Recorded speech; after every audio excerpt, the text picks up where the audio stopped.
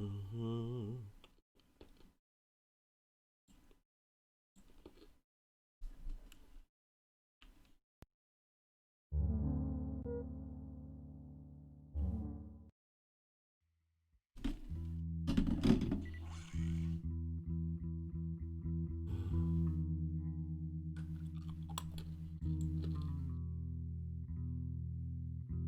Just want to shut your intro for a second.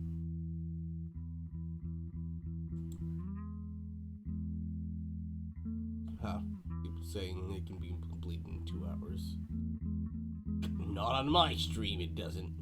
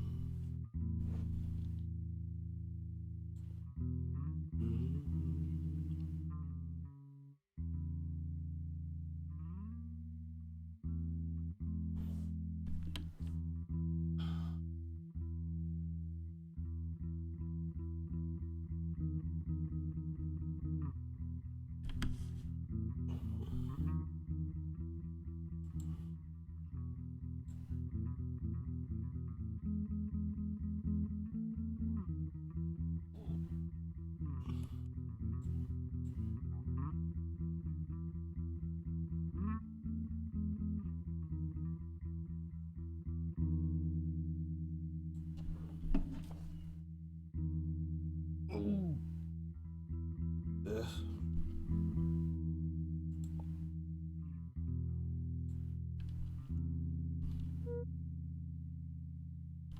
Full power inbox.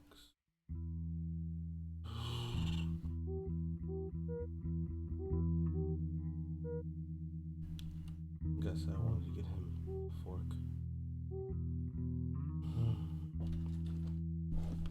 Leave the best chillax for later.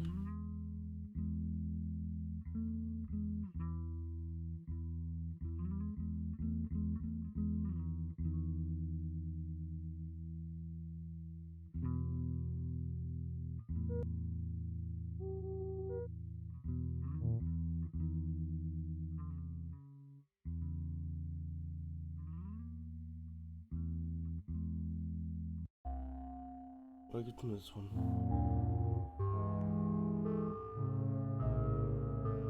Health chant.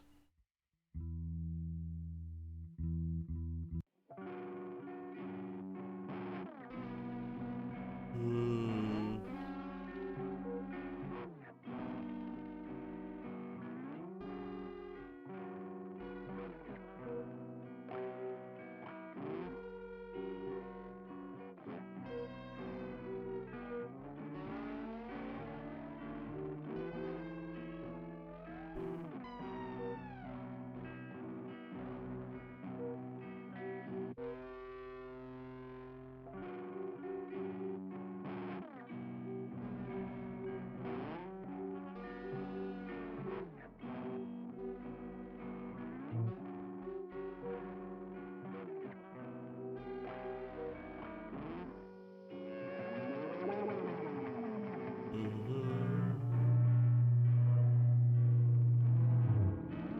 That's gonna suck.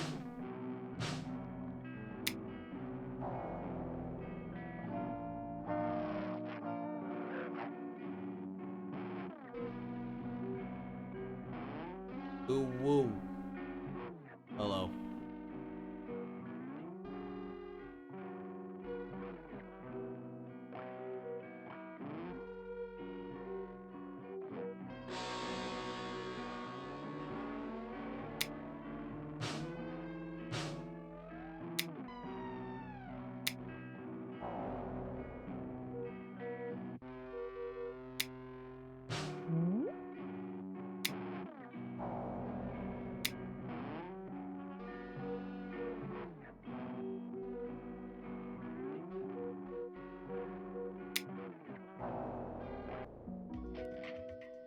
Nice.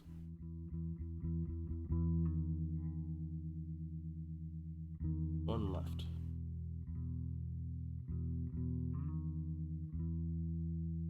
Yes, death by snapping. I'm still resolute in my opinion that this game quite literally is stoner Earthbound, but I think that was the intention of what the original author was looking for.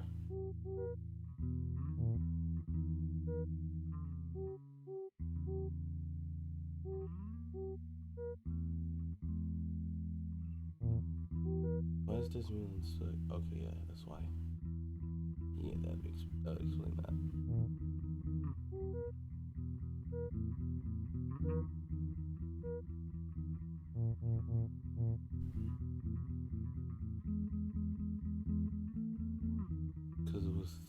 Because without the parasite crystal, it's just gonna be a significant amount of shit.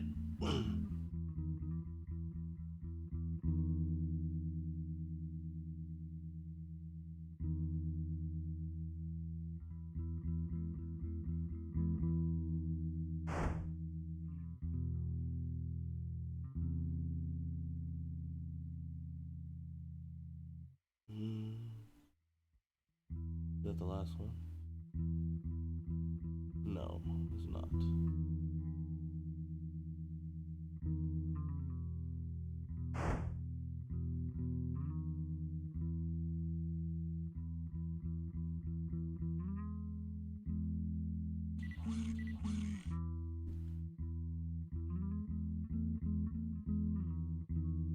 Ah, that one's open.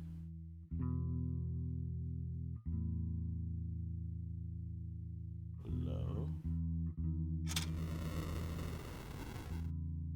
Hello? Alright, now you go away from here.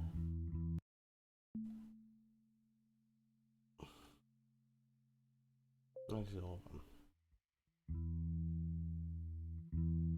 Because we're looking for the last person.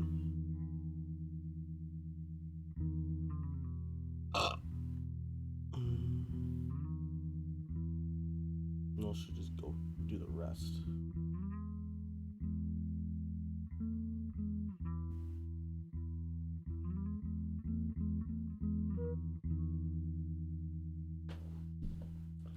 Everything that is essentially calm and not calm.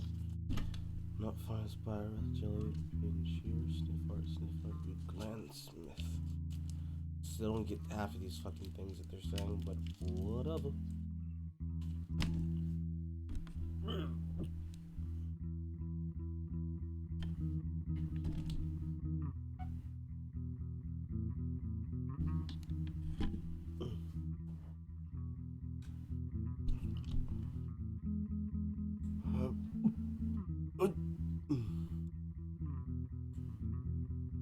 Even with cost drops, it doesn't really help much. You just like have the ability to breathe normally.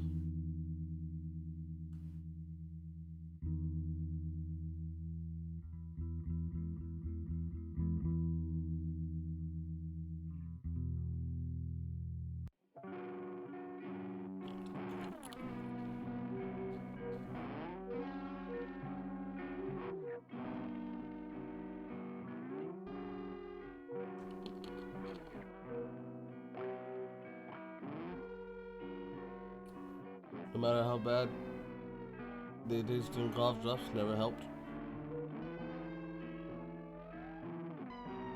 I can tolerate them.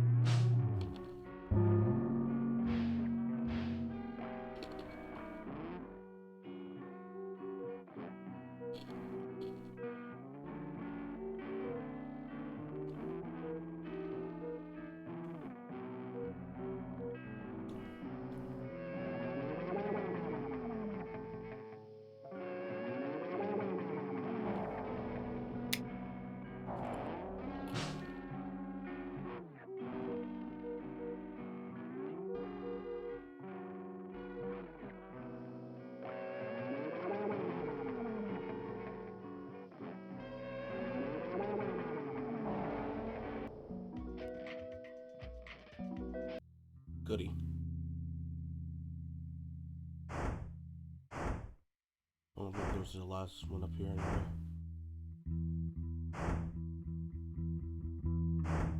No. Sucky.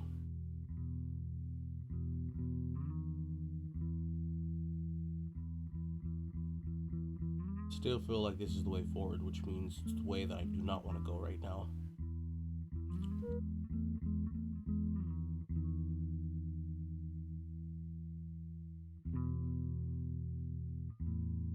I'm gonna find everything I can. Because boy, when Mason made this game, he definitely was making something that is, you figure the fuck out where you need to go.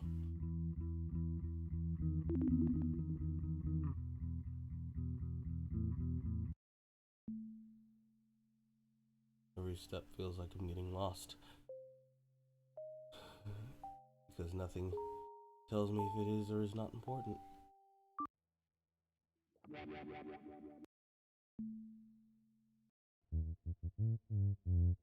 I've already been here.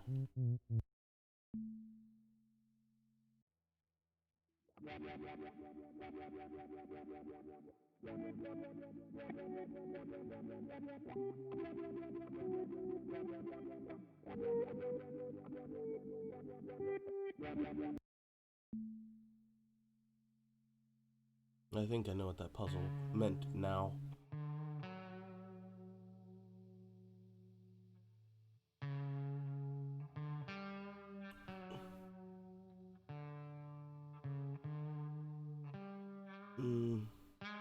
See, there's an art to be understood there, and I understand it because I play so much JRPG and RPG in general. It's like I was trying to explain to my sister the other day, like half of the actual brand name of single player Carl has been just playing single player games on this shit ass laptop. Because it's not only the only things that kind of run, with exception to some things, but it's like when you play enough of these kinds of things, it begins to make sense. Also, I was 10,000% wrong. This is not anything to do with the Sages. This has something to do with this mountain. Somewhere in this area is 3 things that look like this, and it's telling me that there's an item on this X. That's what that map means. Has to. And the reason why I say that is partially due to the answer I was about to give about JRPGs. Because it's like some JRPGs, like the one that I play when I'm not on stream, Journey of the Cursed King, because somebody stole my PS2 and a whole bunch of my other shit from me when I was a child. That's a whole story that I'm not going to get into, but with games like that, there's whole sections where the story just kind of stops because there's like some obscure hint that you were supposed to read from talking to everyone that would point you to a place that you'd go. Because some people either don't pay attention or speed through the game, They miss that detail, and then they get lost. And then they have to look up a guide and say, oh, well, god dang it. It was always there. I just didn't know because I didn't read it. Blue, blue, blue, blue, blue, blue, and these are the reasons, blah, blah, blah, blah. Those kinds of people. You know, the donkeys of the world. The Aaron Hansons of the world. And in some places, yeah, some games are just poorly made.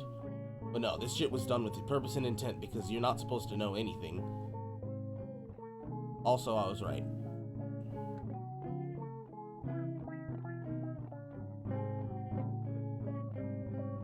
I am mashing X. I am furiously pressing X. I am pressing all of the buttons. Got it.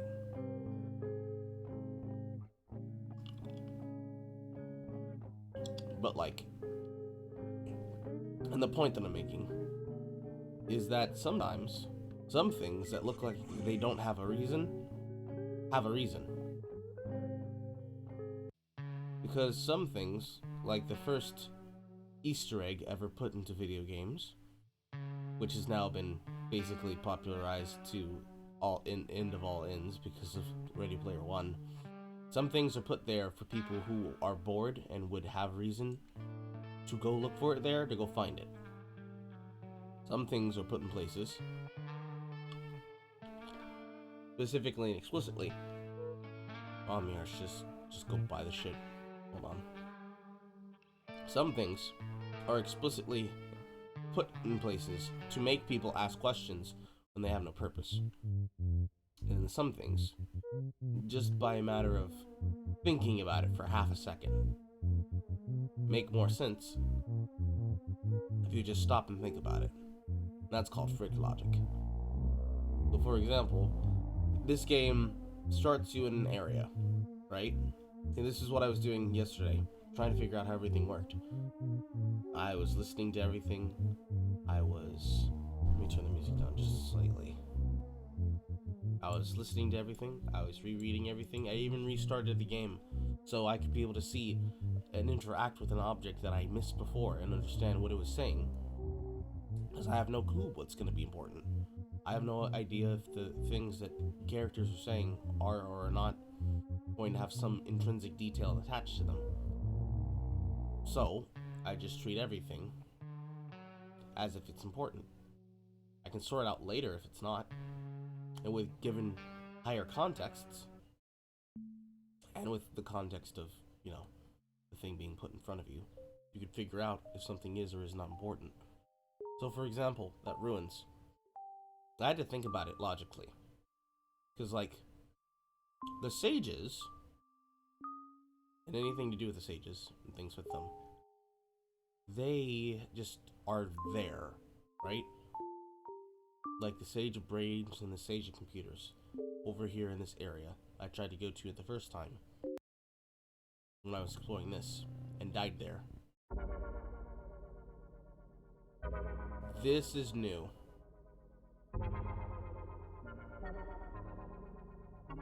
I didn't do anything special to make this happen. Wayne stretches many suitor pieces from alleviate their furnace. Besides, vents impede their psychic theory and sustenance hydrate the homunculus. Meanwhile, at the Moon Palace, Gibby stretches. Soon her correct season will be expensively rendered. Or every fate is a lurid apparel. And every behavior is a sort of almost prison.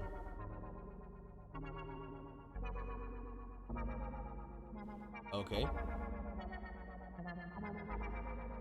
So I guess we're officially in Act 2 now.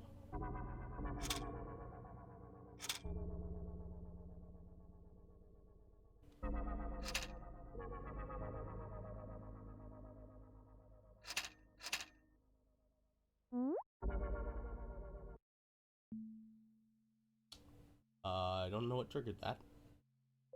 I wouldn't be able to explain to you what triggered that. A little bit more of that mystery I was talking about.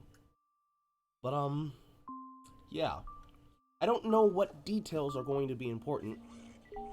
And this is a mistake that a lot of people tend to make with video games. Because For example, if you just walk into this game and you start speeding through things and you don't read and you don't pay attention, you're not going to understand anything any character is saying. Because how the fuck can you? How can you make sense of dumbass shit like that? But at the same time, it behooves you to try.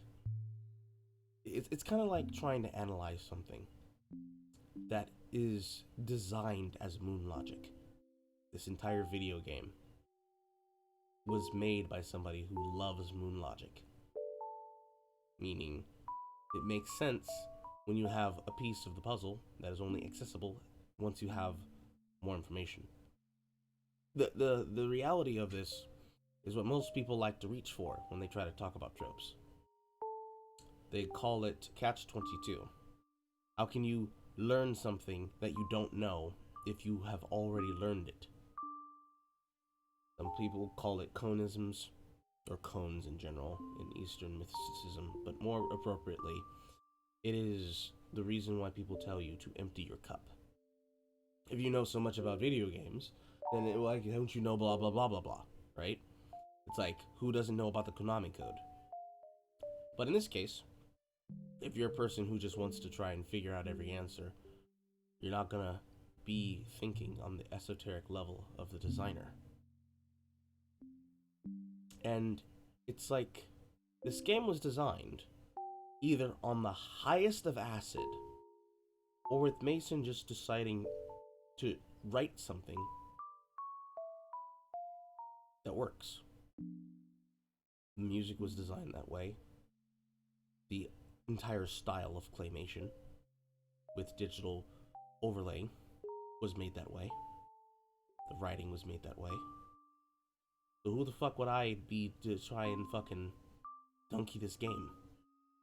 I have to experience this game as the game decides I am allowed.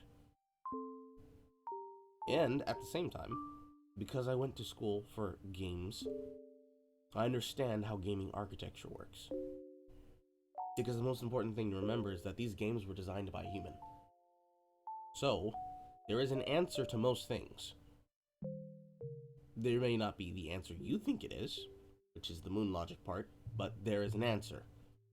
Most people would like to say, a good game is a game that has multiple answers.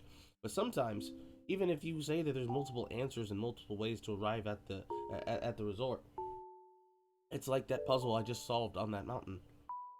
Yeah, sure, I could click the button 50 billion times and just expect there to be a hole there. Or I could just pay attention to that fact that I saw a hint yesterday at the top of the stream, where I thought to myself, there is a sage here. Maybe this is connected to the sages? ... But then after contacting and finding another sage, once we were stronger, once we actually explored the top of the mountain and figured out everything, at least inside of the area we were locked into, because that harbor door was closed, I pieced it together and I'm like, no, logically it doesn't make sense for this to deal with the sages. I'll probably find the sages in hidden places. Because if this was a hidden place, where I had to interact with an object and then rest in this tent, then that means this will also be the same case with the sage. So if I conclude that that is the likely answer, what the fuck does this puzzle have to do anything with the sages? That's just Occam's razor. The most obvious answer is more than probably the truthful and logical one, and most correct. But with moon logic, it's like trying to solve a puzzle in a dungeon that can only be solved at night. You don't know that the puzzle can only be solved at night because you're missing pieces to the answer. You just want to get the answer, but it doesn't make sense. You're smashing and pushing and scraping and pulling, and the pieces don't fit together all that well.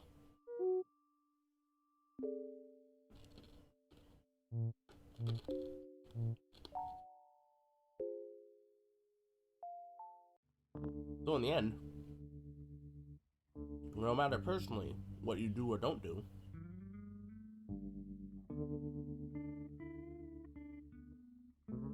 the only thing left behind, once you break down all these questions you ask yourself, that you should be asking yourself as you're playing, What is the point of everything? What does all this mean? What does all of this do? And that is realistically what I'm on when I play video games. It's always churning in the back of my head. It's the reason why when I'm playing Darkest Dungeon, I'm always trying to figure out what is the best choice that I can make. Part of that is because I'm just too cerebral for my own good, I guess. But at least in matters like this, it serves me well.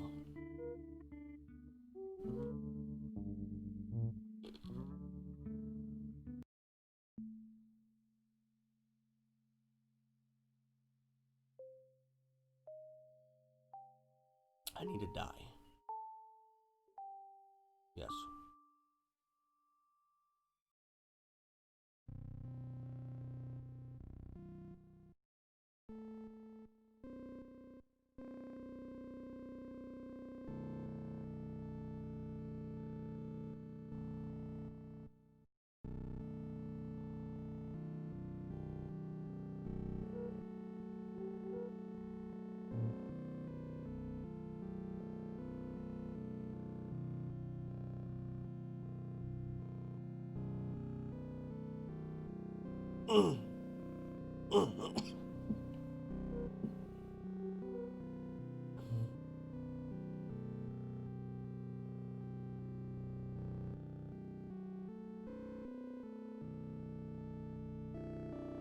Don't worry, that death was intentional.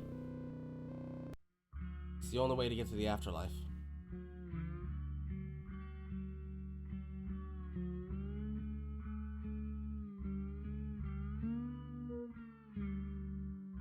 As the lilies floats the moth, the mole amongst galleries goeth into the dark earth. If this is correct, I still have 2 places to go for crystals.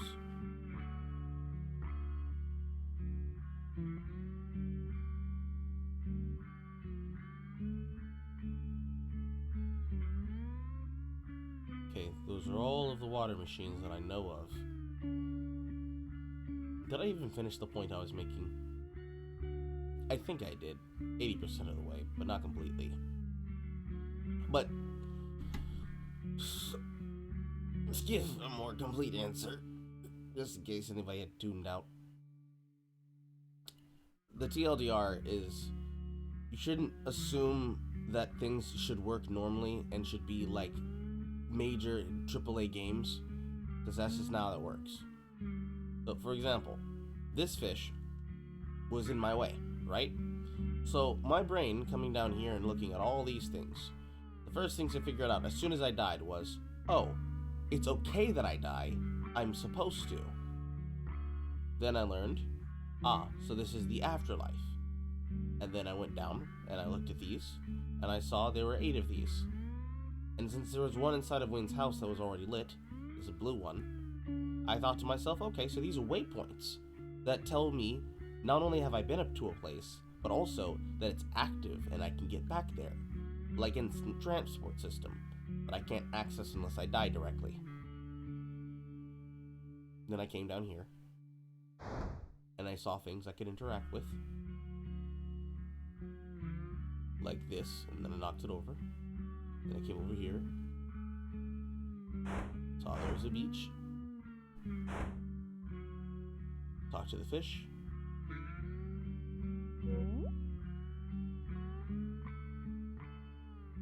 then came over to this cave, and there was a dude who asked for some explosives. Didn't have any at the time. Then I went and got some, came over here, found this TV. All of that was just from me paying attention to the environment, right? And then when I got an item called dynamite, I thought to myself, oh, that guy wanted dynamite, right? Cool, I'm just gonna give him that. And then he did, and then it blew up, and then I got it. Or, even better example, this specific fish that was in my way was telling me I needed to die 3 times in order to access this area here. And when I did, and I got a bestial axe from this item, I saw this. I thought, I wonder what the fuck this is. And the game told me, you too also wonder what the fuck this is. Maybe you'll discover what it is. And then when we found our second party member, Desdemon, he's on a quest to go find the things that I was looking for. And I'm like, bet. That works out for me. And that's kind of how this game works. Kind of how all games work, esoterically speaking, on a design level. But it was like I was saying, this was designed by a person. Someone put in the time to figure out how to make this game. They made this game. It has answers if you're willing to look for them. But some things don't always have an answer. Maybe they are exactly as they should be on the surface. Maybe it's by design, maybe it's not. But to assume that you know everything and you have just opened yourself up to a new experience, in my experience, is probably the worst ways to play video games. I understand why there's some people who don't play those games. Because, they like to have loud noises in front of them and do whatever. Sometimes it's just okay to slow down and allow yourself to think. Give yourself a chance to see something differently, from a different perspective. Because who knows? Maybe you'll be surprised by the answer you find when you do that. Nothing saying that a person can't, or shouldn't, or wouldn't, or don't, or won't. But it is very, very silly. There's so many people that are committed to ruining their own experiences because it's not like everything else. And I think that was all the ones I could access. Yeah.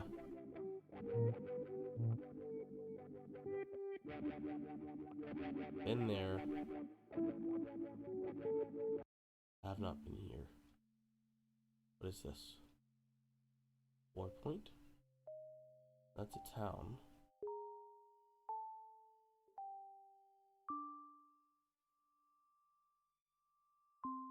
What is this?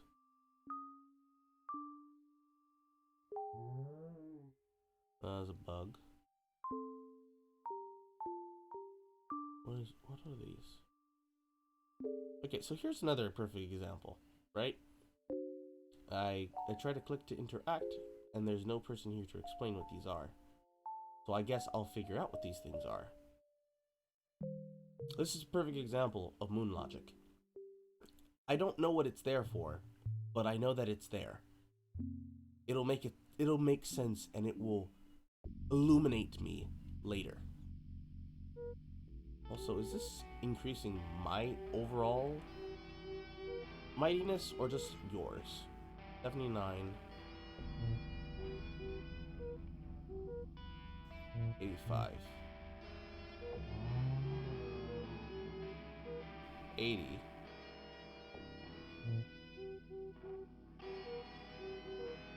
85. So it's just increasing hers.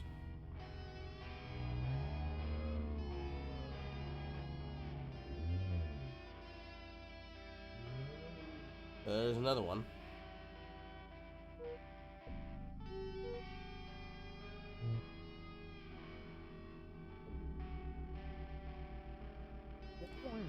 Bumpkins at noonday sing, more softly at the softest flute, and lightlier at the lightliest flute the fairy tambours ring.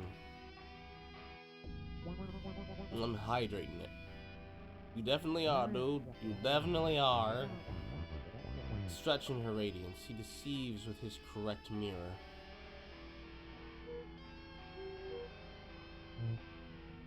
Who are you and what do you do? Squirrel food. Sure. You gonna try to sell it to me again? You just stand here forever.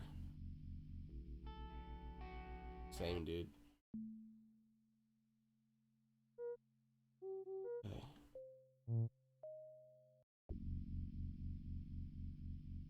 What is this?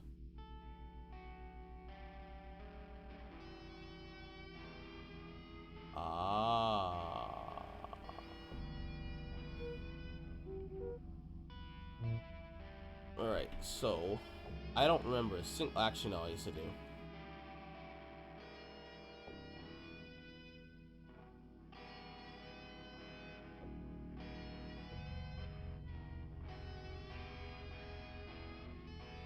That wasn't it. Let's still double check. So, perfect example of what I was talking about. I didn't have the answer to know what the hell this thing was, and now that I have seen that, now we know what that's for. Therefore, hopefully. So let's see here. Let's try to memorize these. We're gonna have to make up words for these shapes. That is a poo twist.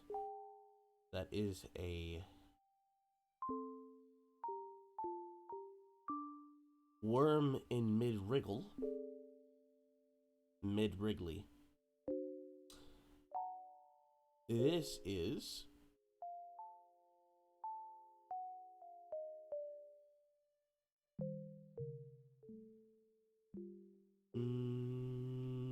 a top-heavy mushroom.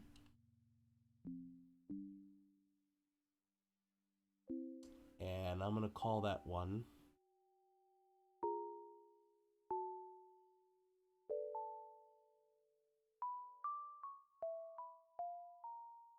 a seashell nut.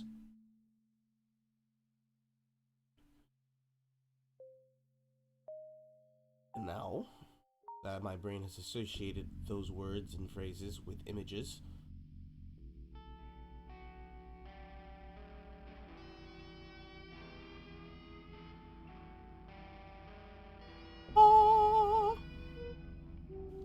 it's just that easy. It's just that easy.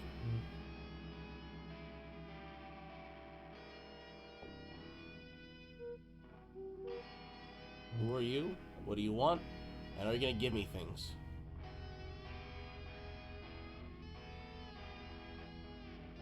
Okay.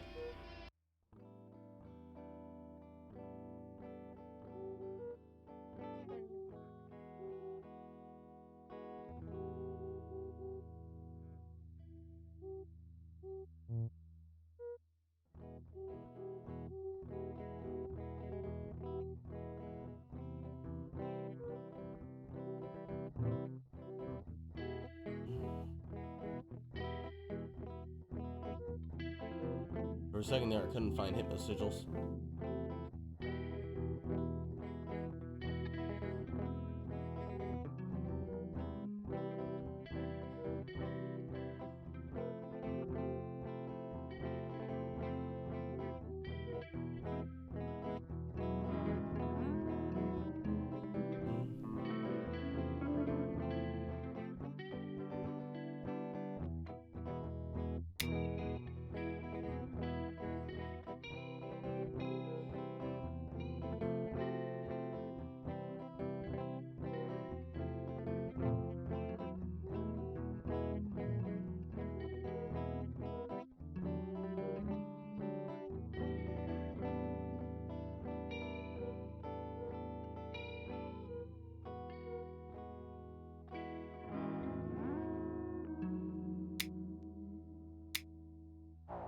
Good, good, good.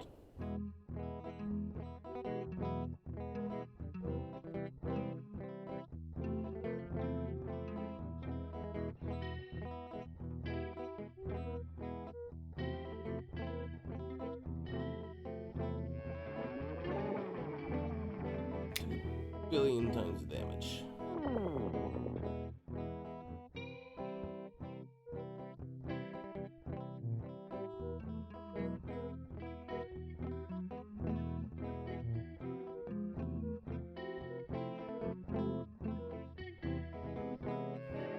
Is that a kill?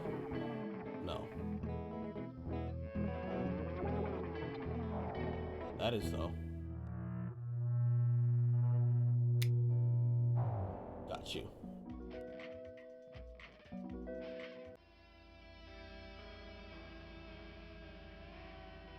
Emblem skulls. Needn't feel their deadly touch any longer. Hog! But that actually makes it harder to get to the afterlife now. And your name is Pongorama. A Pongorama. What do you use, Pongama? Last of the Dread Knights, hark. Pongorama's... or Pongorma. I'm saying it all wrong. Correct text. Stretch his mirror. I wish I understood what that context for that was. Joyous. Artificial bioshock, pre-framed, bad movie.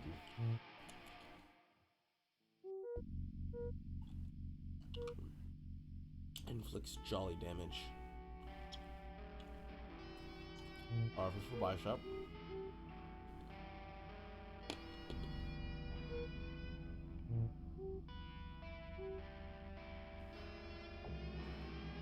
Also, mad juju.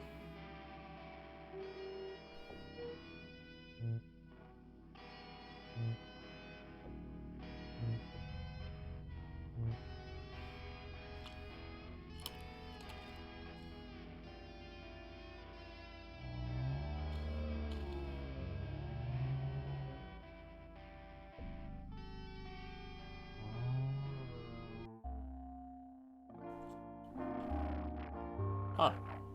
There's Dark Flame.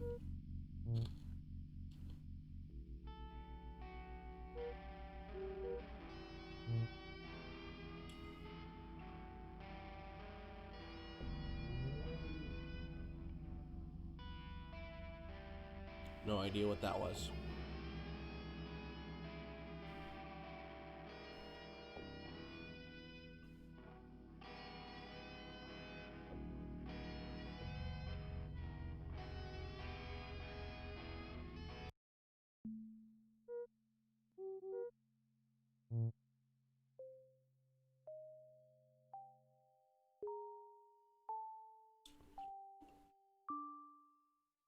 So I wonder where I'll get that last cup from. Because I have no idea. If that's even the last one.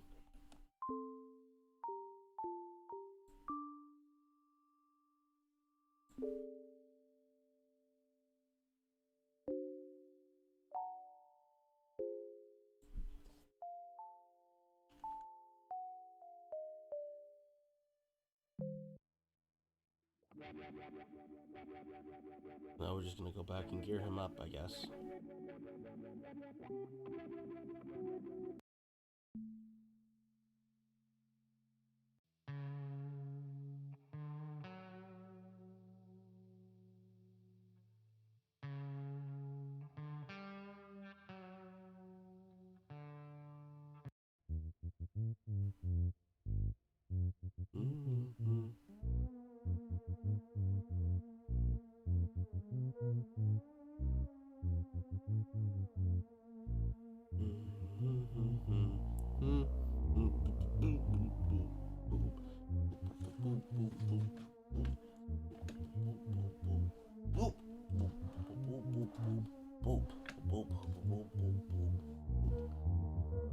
What boy loose?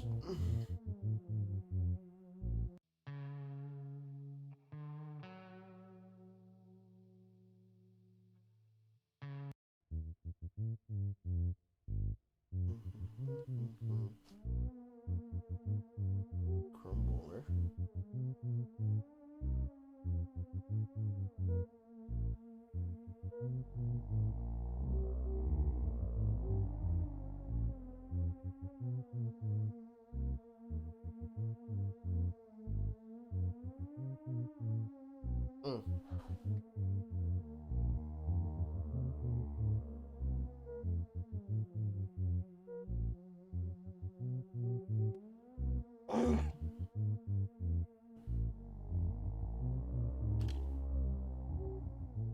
Just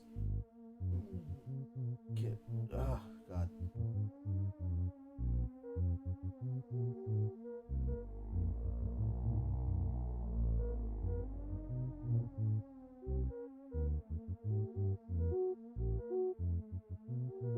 Why would it try to. How is that optimized?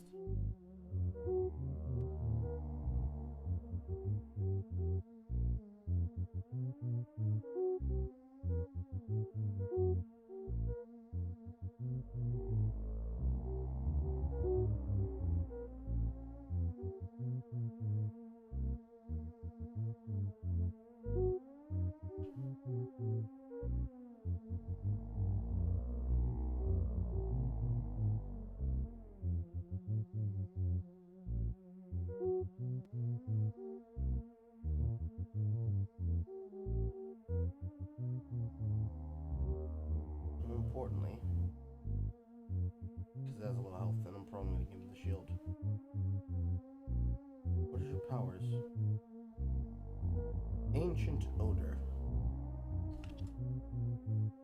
Partial destruct.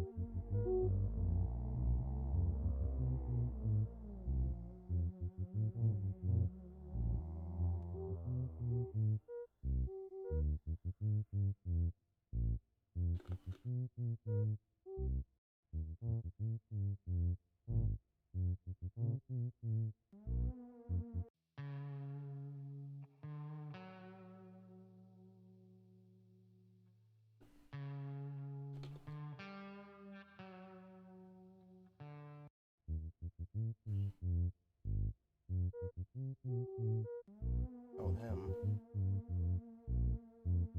You should be good.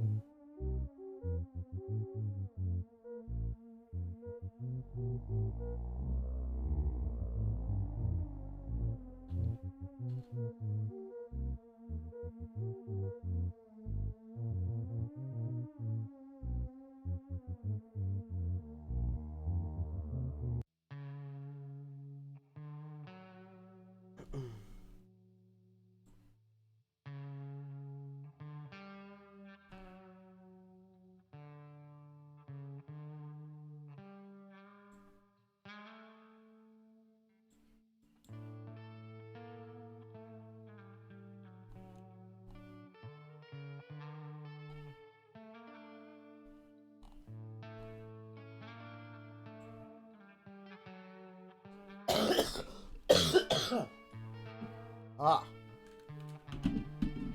Ah.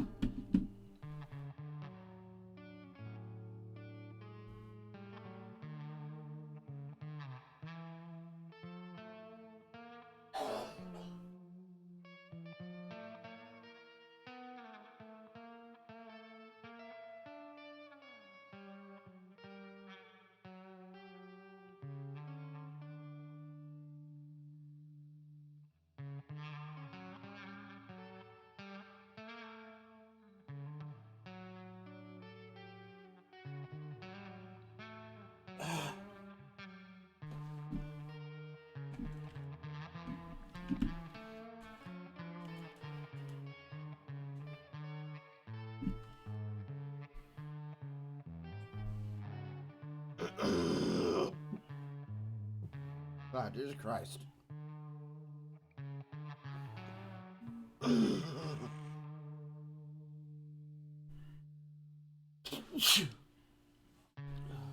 Ow, ow. Why did that make my nipples hurt? What the fuck? Ooh, that was weird. That's a weird reaction.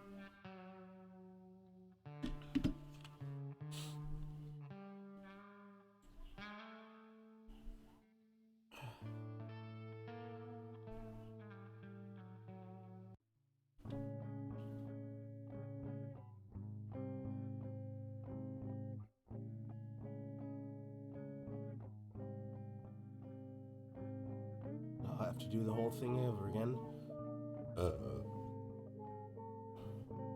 I have a sneaking suspicion of something.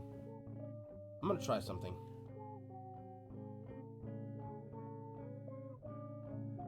Wait, this was where he was standing, wasn't it? Yes, it was.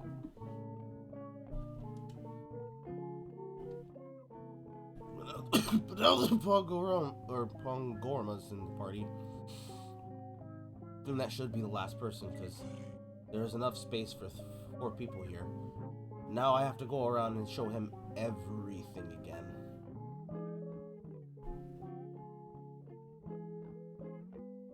This game kind of punishes you for not waiting until you have everybody together to do the thing.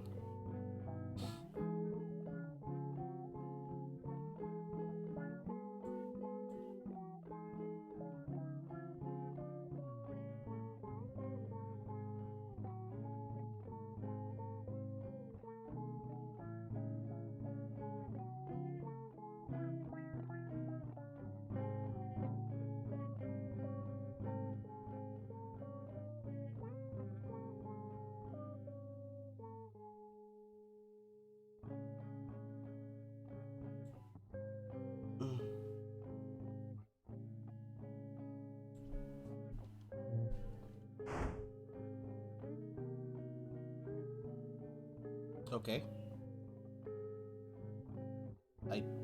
I was just... I just pressed the button. Alright, so there was a paper cup in there. Okay. Alright. Okay. No, nope, nope, nope. I'm not gonna ask questions. Nope, nope, nope, nope, nope, nope, nope. You know best, Mason. You know best. I know nothing.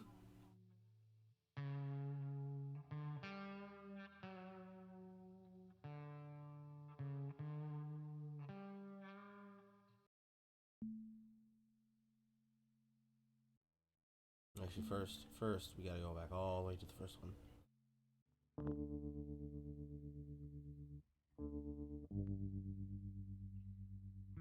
Because if I have to reteach them everything, I gotta go all the way back. Because what we do here is go back. Also, every single time I get a new party member, this cat has another kitten. So clearly this is a reflection of the party.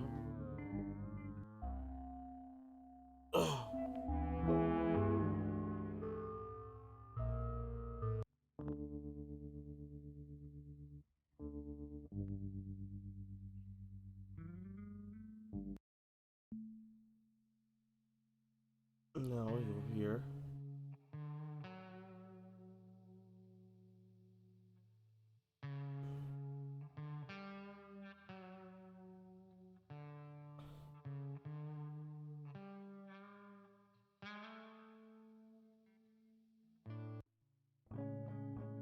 And climb all the way back up here.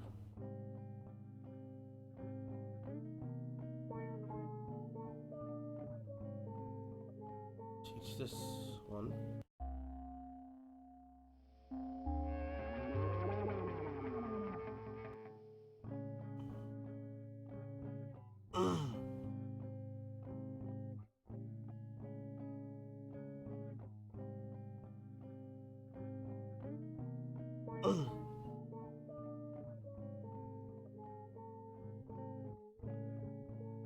Hole moved.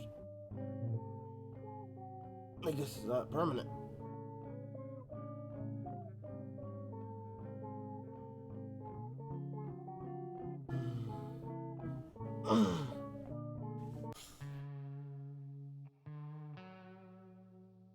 Either way, I've done 3. Yeah, 3.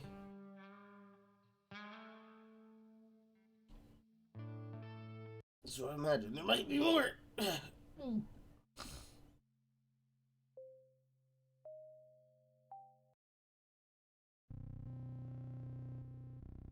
he says I no longer have to fear them.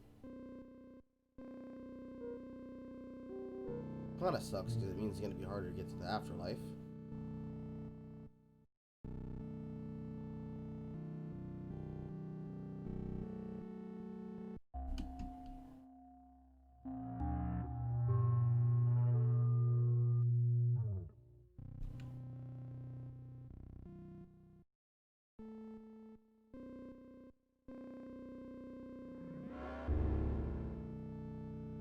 Uh-huh.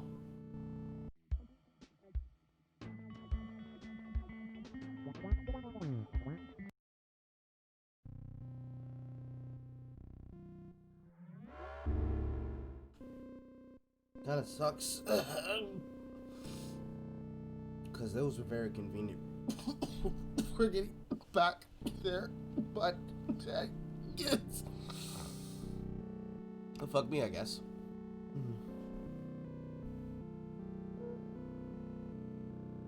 Let me come over here. The recolored world. I think I got this as well. Yes, I did.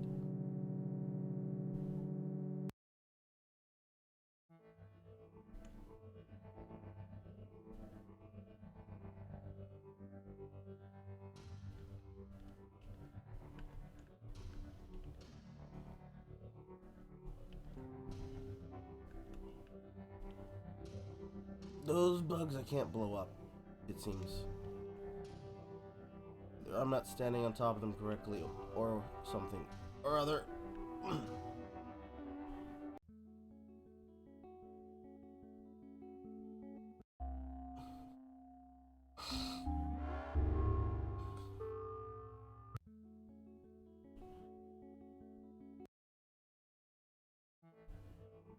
So I gotta take the long way around, all the way to the place where I must go.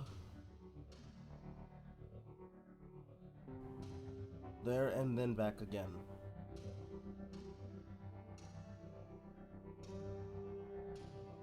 And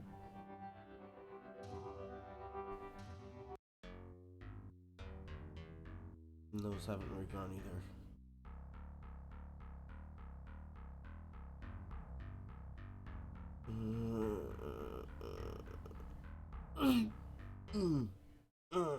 Lord Christ, help me.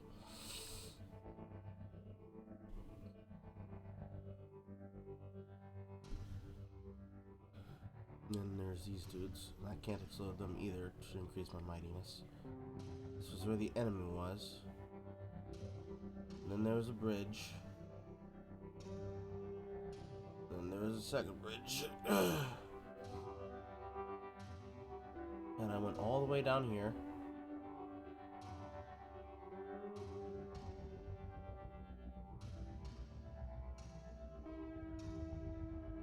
And then there's a place for me to teleport. On this terminal.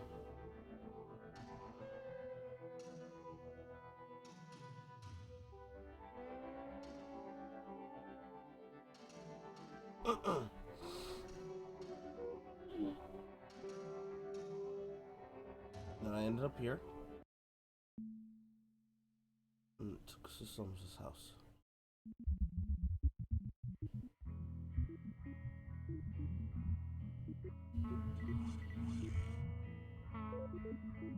At Somers's house, we learned bubbles.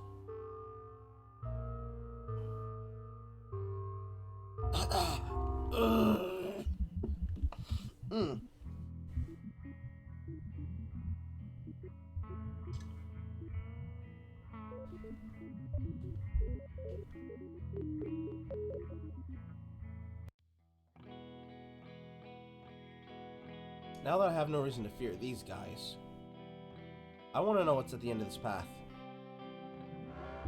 Because there's no way that you put a path like here and there's nothing here.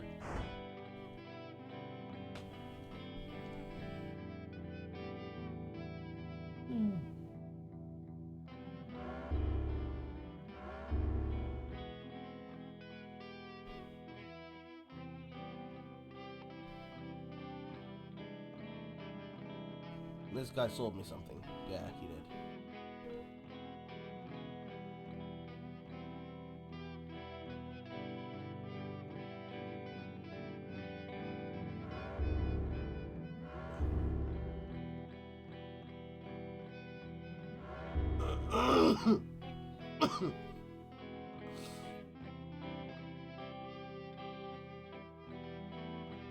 That took me here. And that exits there. I have to go all the way around the house if I didn't want to, but I had to because I needed to touch the TV. And just double checking there isn't anything over here. Now, backtrack. Take the way back.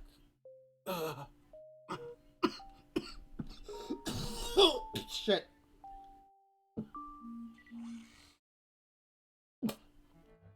And now we walk back.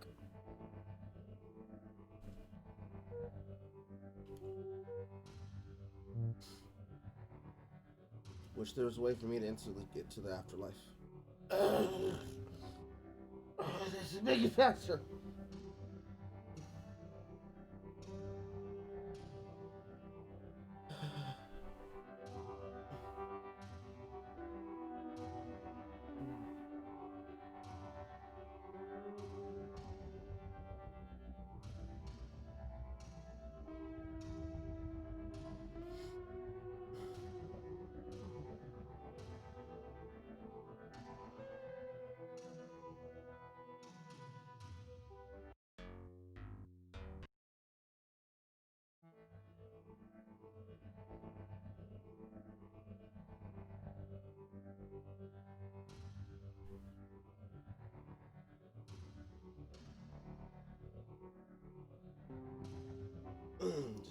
myself, there wasn't anything down here, was there?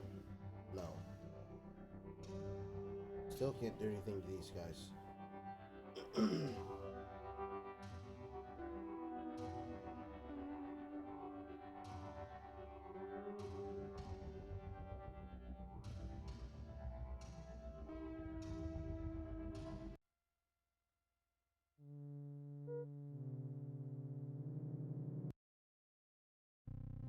I'm gonna come back here. And I think I already did Mystic Meat, didn't I?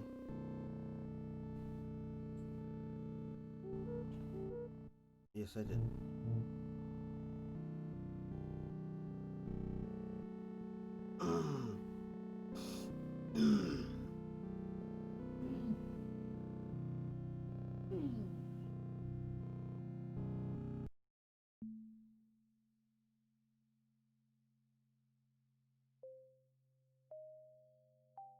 That's a very similar tower to that. That has one of those thing points in front of it.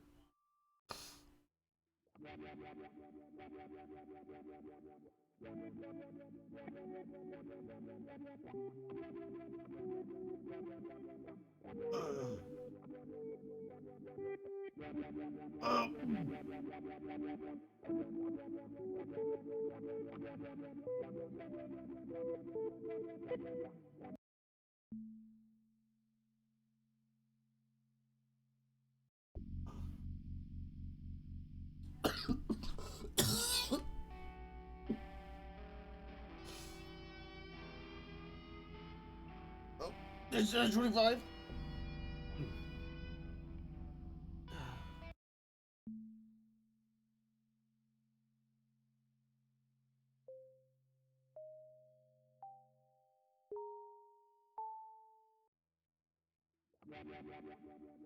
And now, there's no other place to go.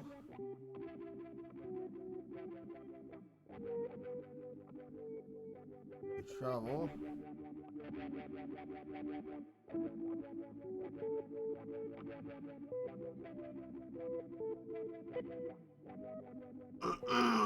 Travel.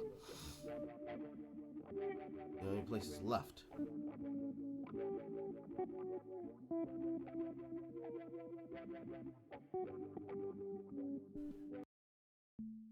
Which is here. Because the button guy has nothing for me. And I need to know how to get to all those other places.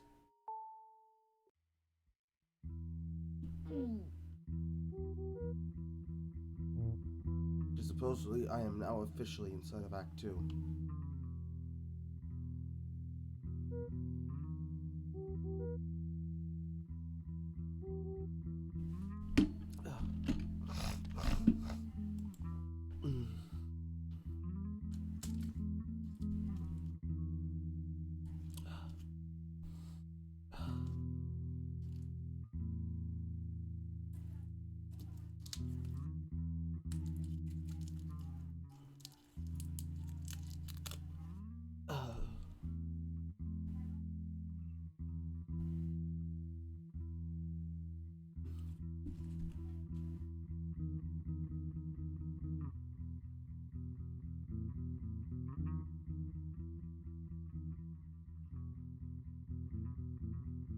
I'm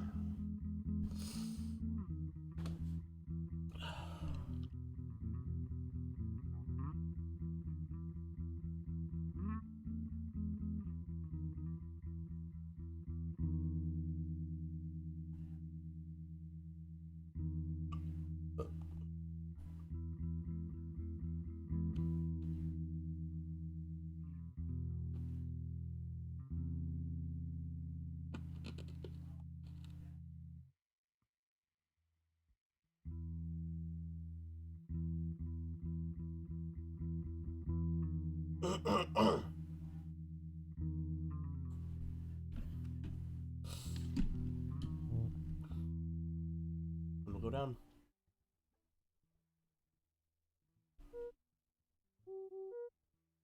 No music?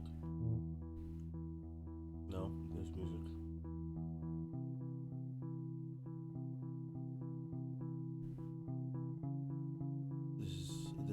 dead body? A head of some kind?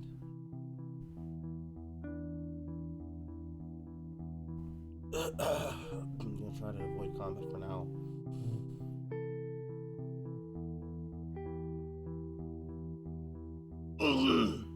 These guys look like look like him. Demon skulls found.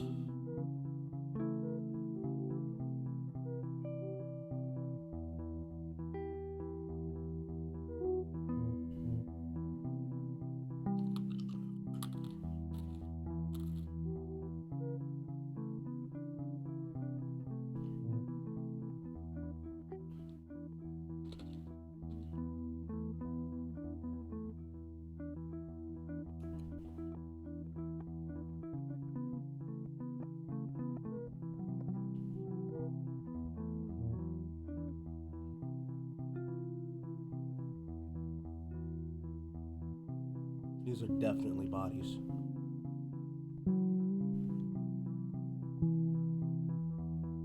Alright.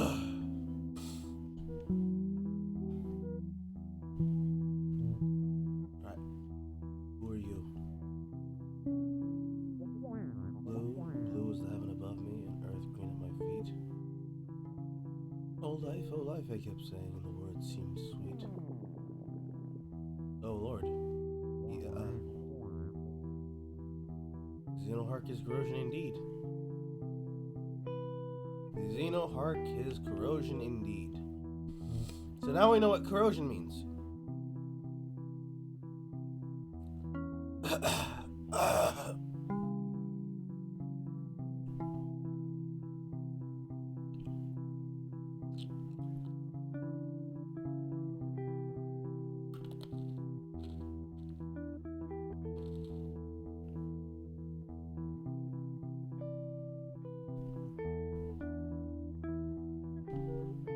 Duck blade?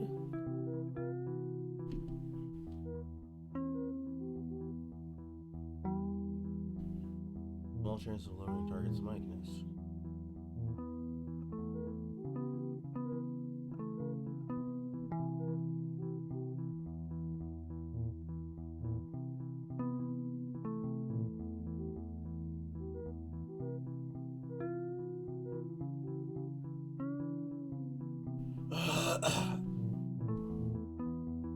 Doesn't seem good.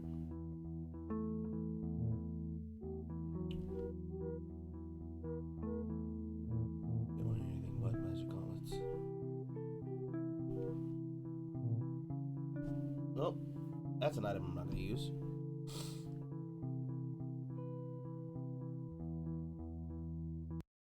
Only way through is to attack. Tomb shrub.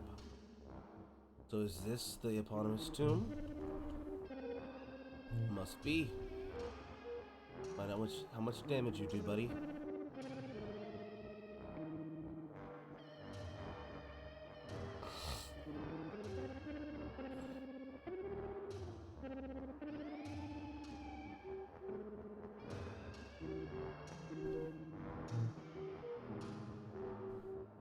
Do this for Pongo.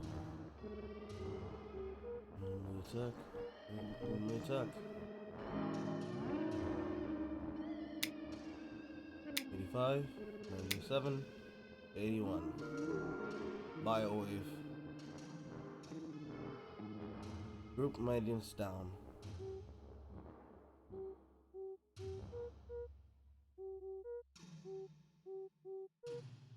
Do mystic meat.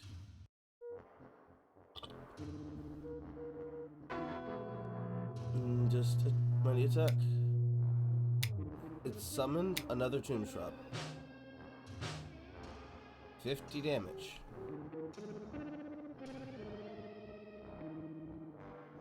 Sub-shrub.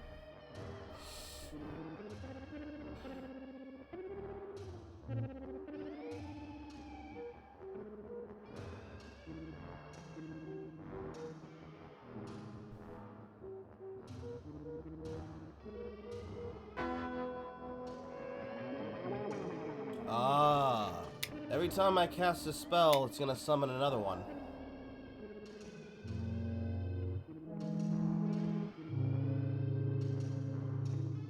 Really, when I use a skill that is not something like that.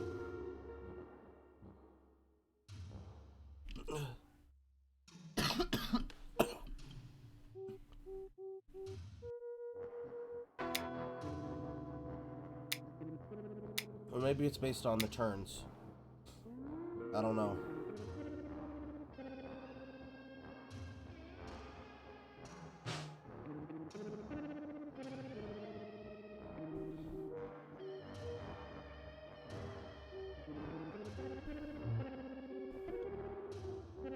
I'm just gonna start using Dark Flame.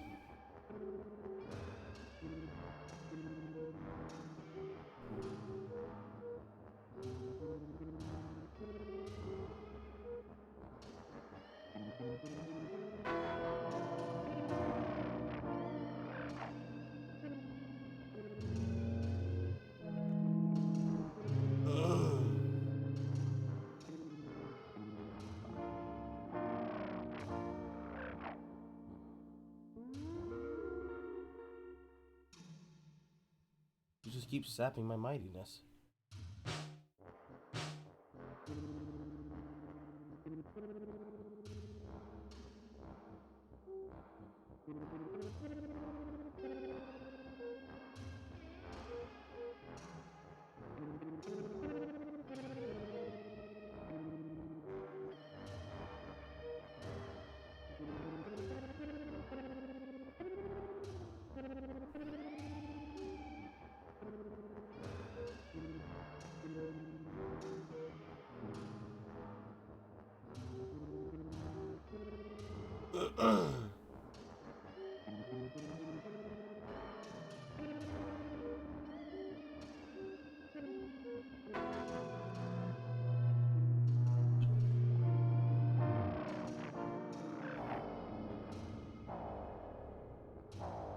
Good. Partial Havoc. He must be close to dead. Yes, he is.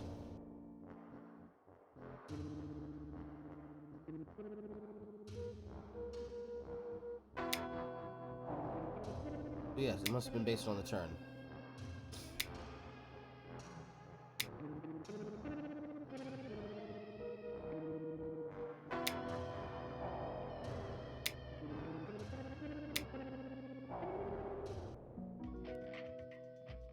$5,000 and a fuckload of vegetable, huh?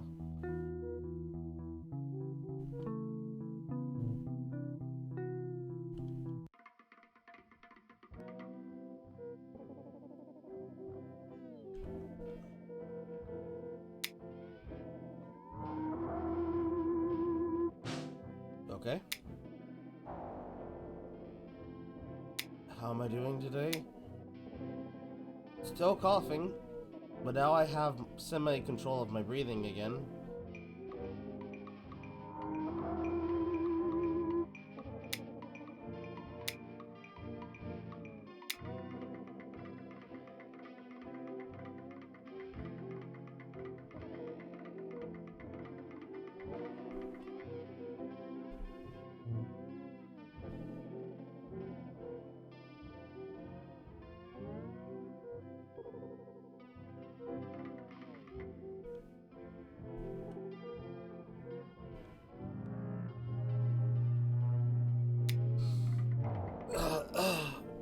How's the playthrough?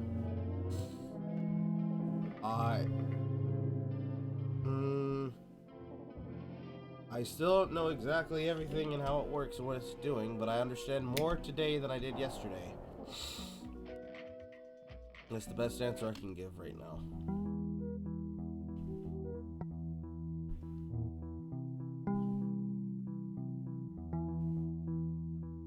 It feels like I'm going the right way, which is not the way I want to go.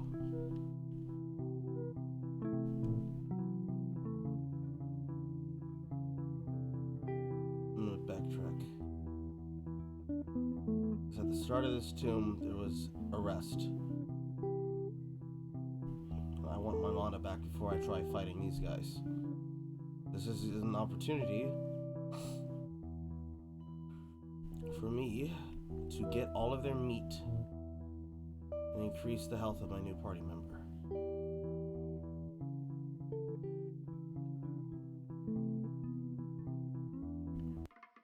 Sandwiched.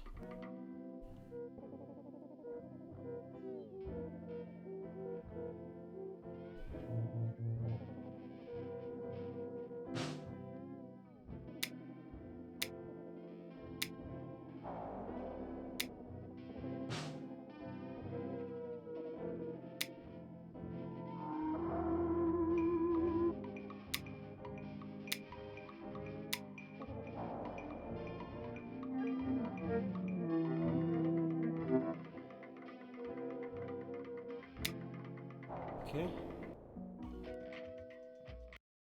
Meat and dynamite.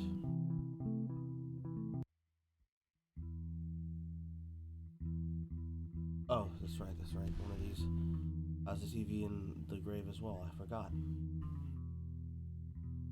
And then I remembered. Which one was it? Was it this one?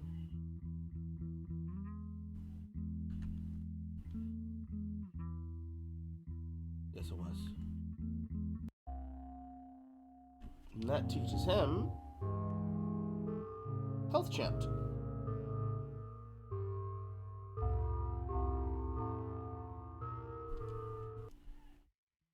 Okay, double check.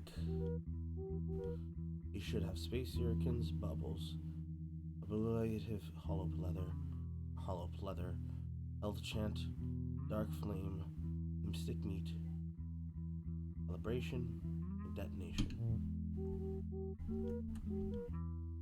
Space Hurricanes, Bubbles, Okay. Make sure that's everything.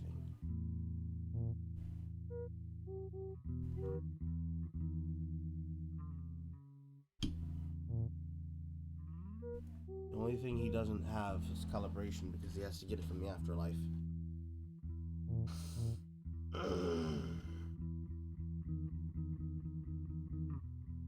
I think that's the one thing that this game actually suffers from. Because there's 50 billion things about it that are great and wonderful and are intended. And I think the thing that was like designed and thought of was that he wanted there to be a place where you could go and do these things, right? So like, for example, this area. If that's the tomb that's in there, if this entire area is the tomb, and all of these frozen burritos need to just have something done to them.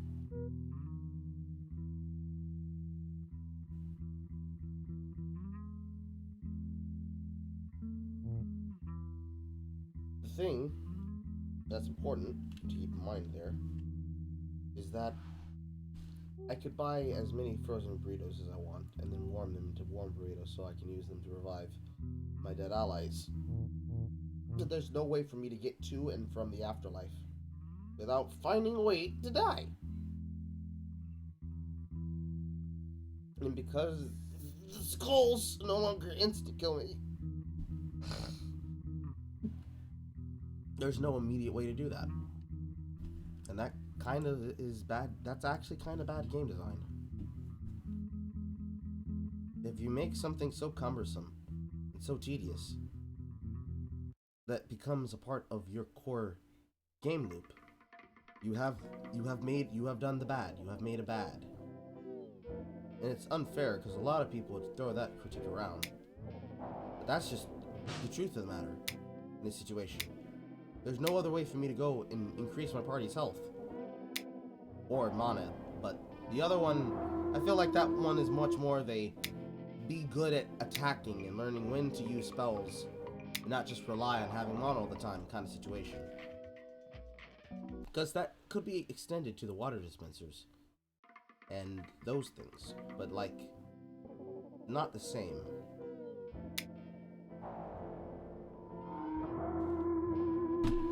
The case of the water dispensers, if there's only 5, which I don't think it is, for every single one of those, with maybe the exception of like Mystic Meat as a spell, and having to use something like Space Shurikens on the ghosts because they can't be hit with normal attacks, I think everything in this game could be killed with a normal attack. Save for those exceptions. There's a lot of incentive on blinding and also poisoning enemies. And poison does a lot. Especially if you can get it casted and put on an enemy without having to actually cast the turn. So for example, the first thing that I encountered was indeed how annoying blind was.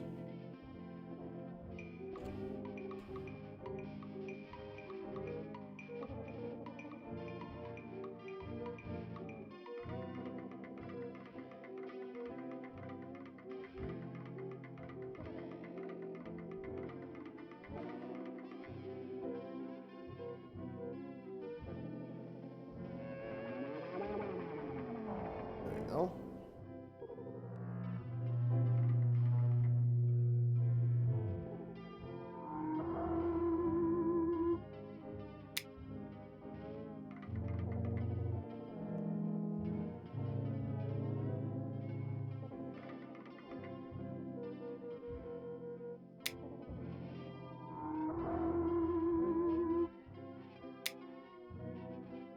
Come on. There we go.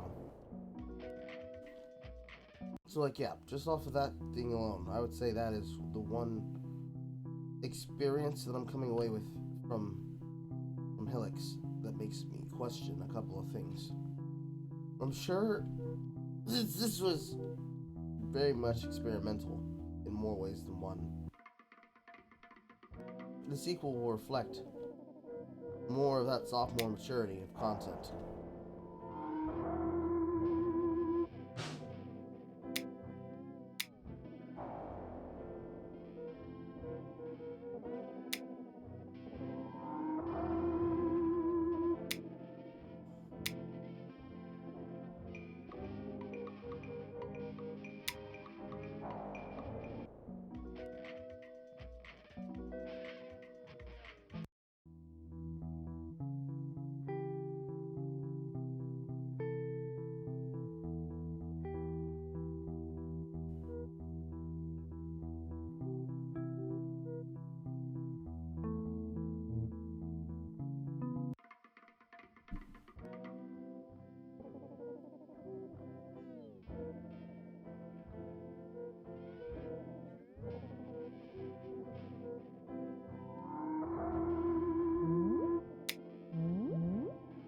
How does he not get to go first there?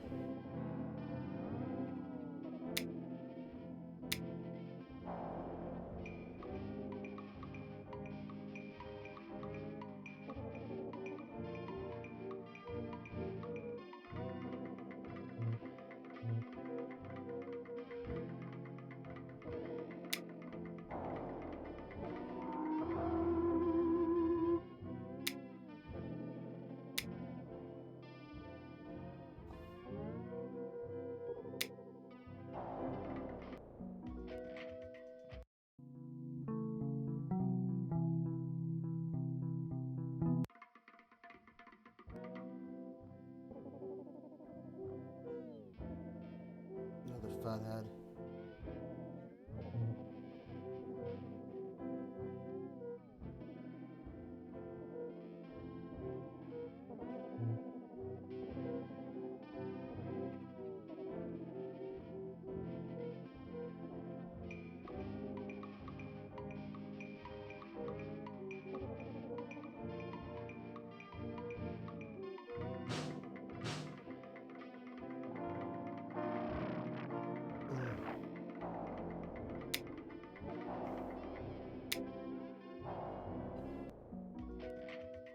Good.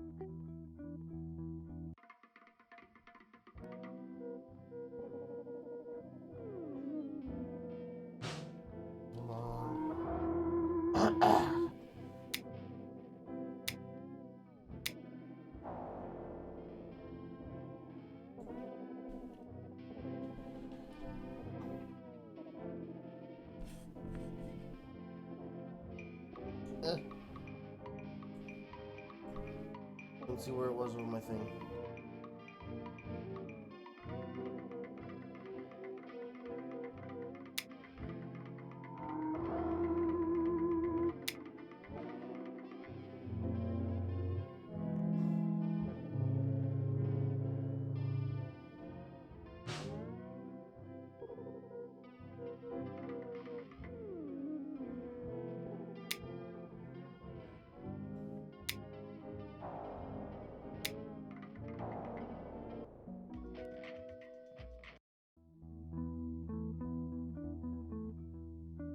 Ouch.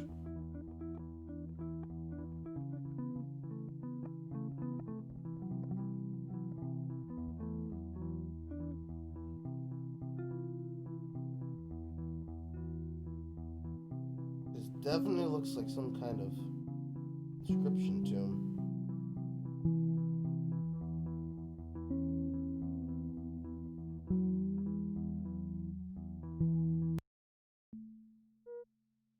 Okay. I expected that. Where is it gonna take me? That looks like blood.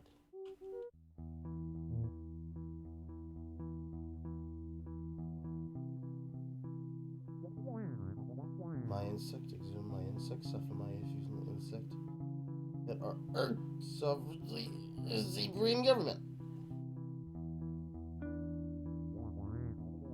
Remember, like a furtive theory.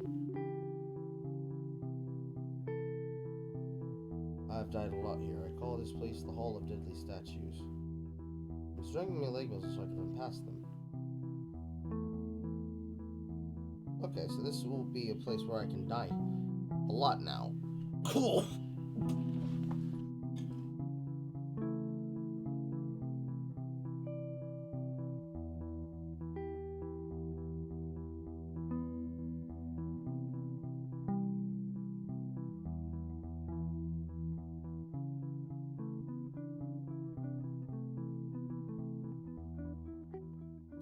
Ouch. So yes, now I can die here a lot. I guess I'll have to retract my statement. It is no longer hard to die now.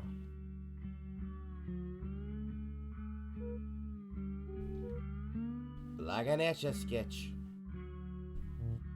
Which is good, because honestly, the fucking point would have stuck. When was this game made? Last year. Or, actually no, incorrect. It was released, I think, this year, but it was made like maybe 2 to 3 years ago. Fact check me on that.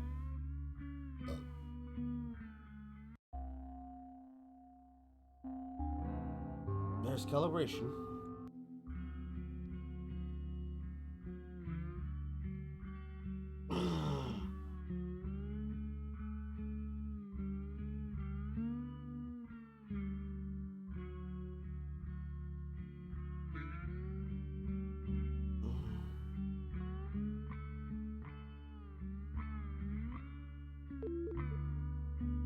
What's this color?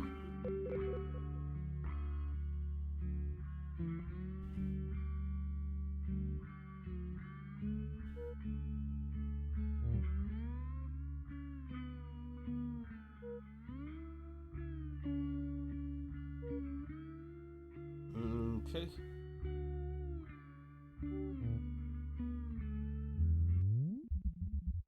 Okay, this is the wrong location altogether.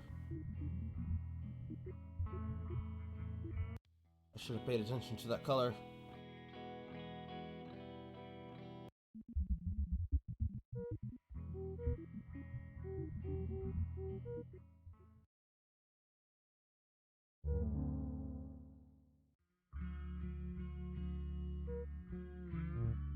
Is it red?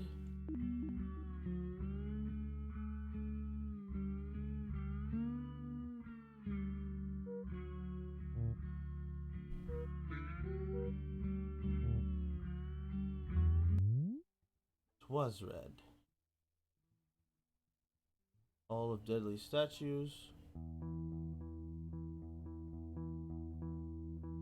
Found meat. Oh, death.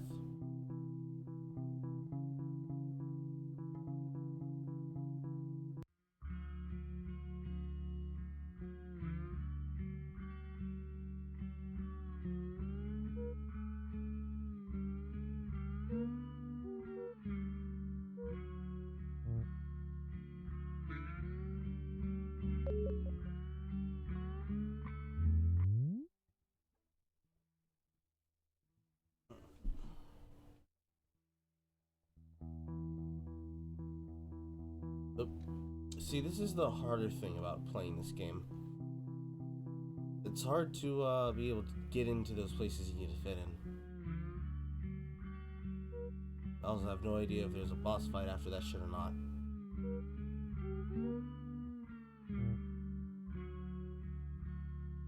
So, now that I have all the things attuned to him that you should have, there's probably more TVs that I haven't gotten yet, but those aren't the ones I'm worried about. A save here. If I die,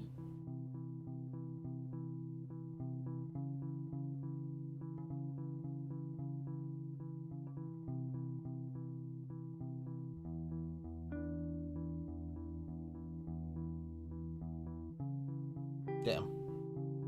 I didn't think that was a statue.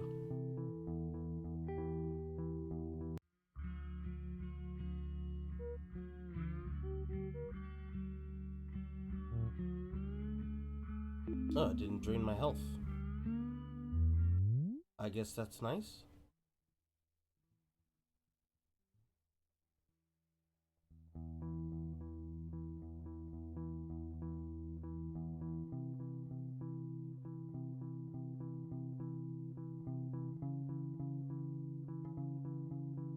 Got a paper cup.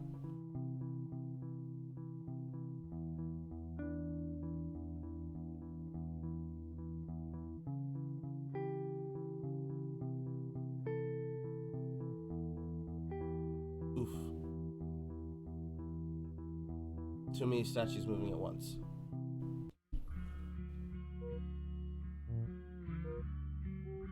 Now we save there.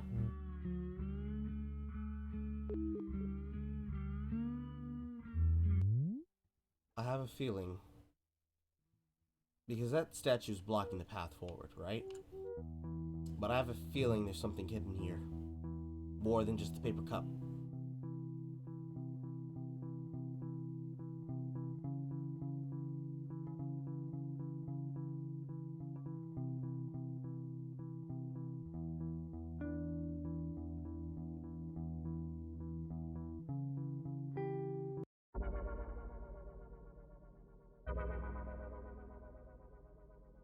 Sometimes I really hate being right. Well, actually, no. I'm incorrect. That was thinged. At last, the theory is gathered. Below offending arts, Wayne is crudely stretching an engine astride sciences. Okay, so this answers my question earlier about the theory of this world. Because this was on the girl's bio as well. She said she had dominion over the bugs, and that this would be the world's fate, and that she would be its theory. If that works the way it sounds, it means to know things in this world is a theory, and to understand things that is due to the mortal flesh is the fate.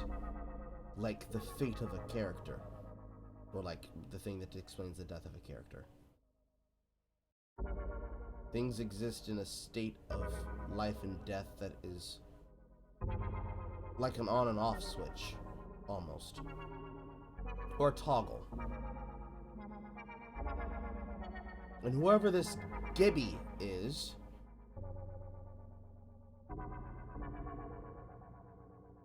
they're trying to understand the theory that allows them to control the world. And it seems Wayne's involved in that. What is inside mere products and furnitures, or zesty apparel will not be remembered. And now the time for Stonelard draws to an end. Gibby, Mary, tethers woozily near the lunar fortress. This crystal reveals the chemical, thanks to the vessel, astride the convexity. Act 3.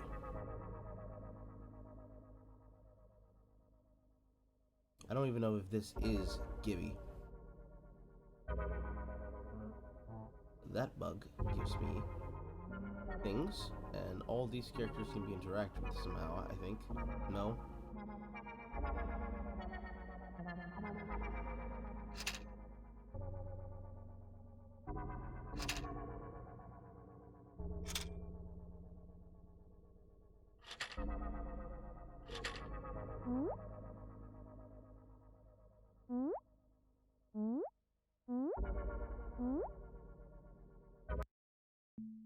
Okay, so that's that.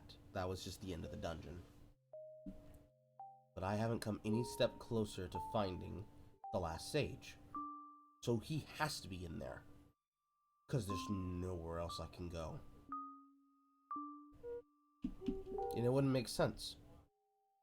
Because that TV down there in the bottom right, left corner can't be accessed until I have the last token. Airship. Not yet. Oh, thank you. But there has to be a place I haven't gotten to yet. Somewhere.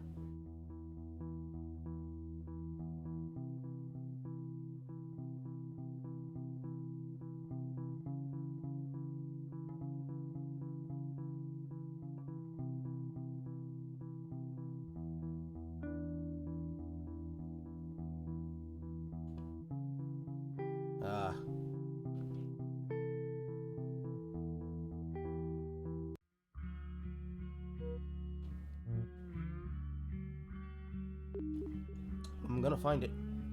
I know I'm right.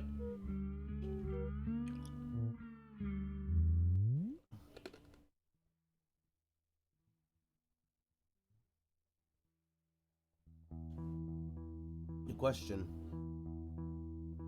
is, where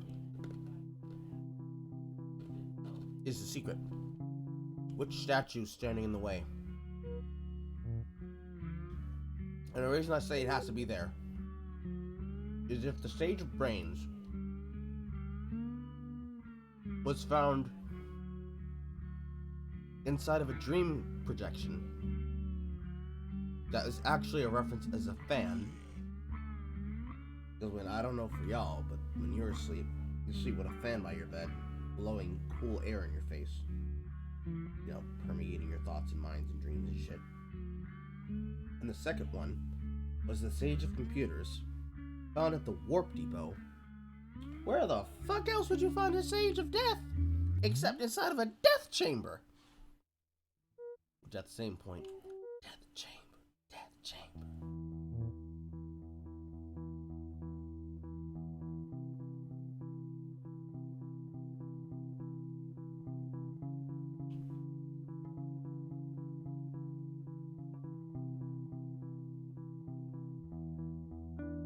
Maybe it's not that one.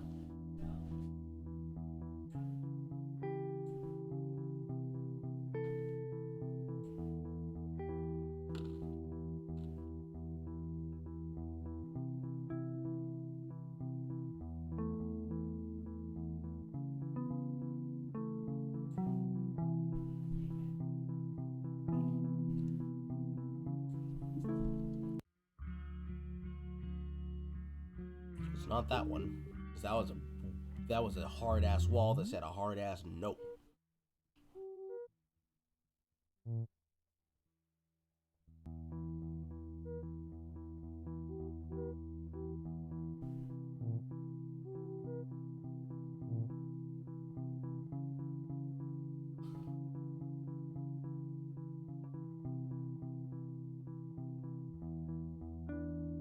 Ah. Too many at once. Might be easier to do this from the top side. I won't have an extra statue chasing me.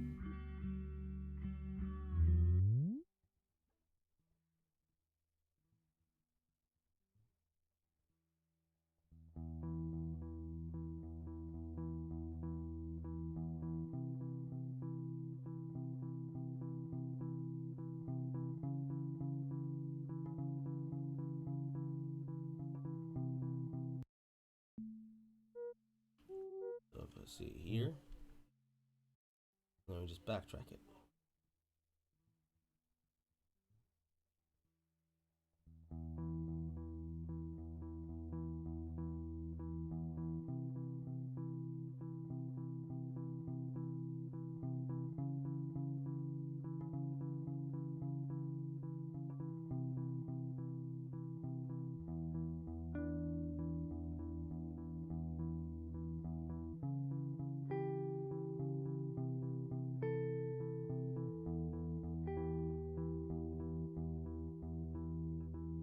Shit, fuck.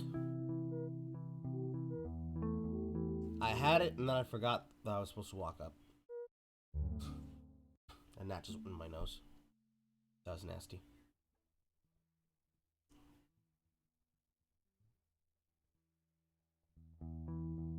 Getting better at getting inside of these pathways. You come down here. And I'm gonna take you on this long ass trip around, bro. See you in a funny papers, baby. Knew it! I knew it! I knew it!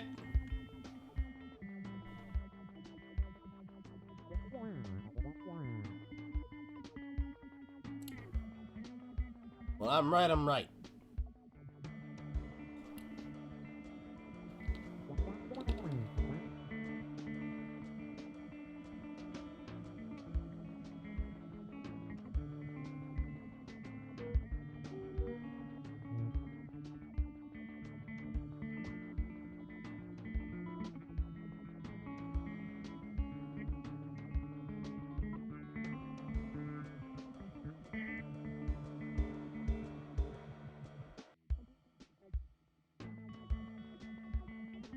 That's so epic.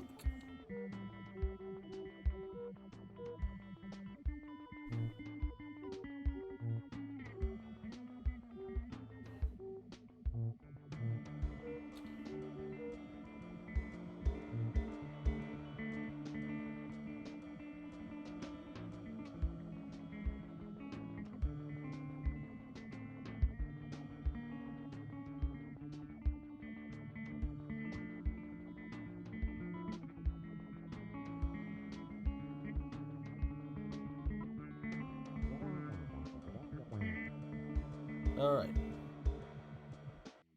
What up? You just missed me making the hardest read and prediction of my fucking life. And when I say hard read, I mean hard book learning. No audiobook. First chapter. I am understanding the world of Hylics, dude. Now then, was this about an airship? Oh, so that's how that's done.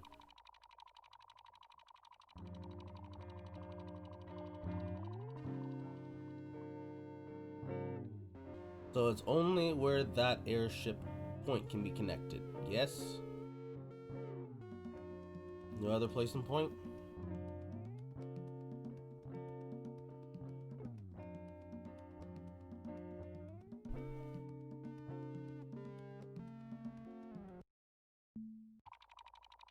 That's anywhere on land, huh?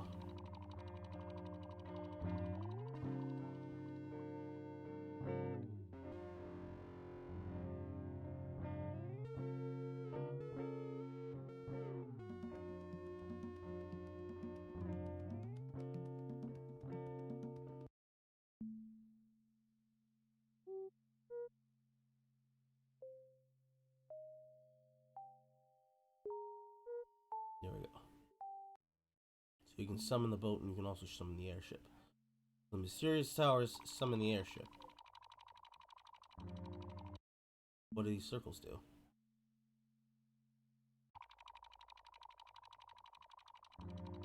No idea.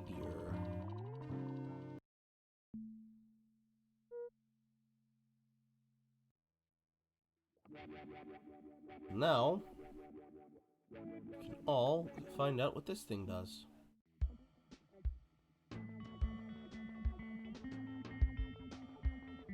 Boop. Divine to me your secrets. I come bearing fruits.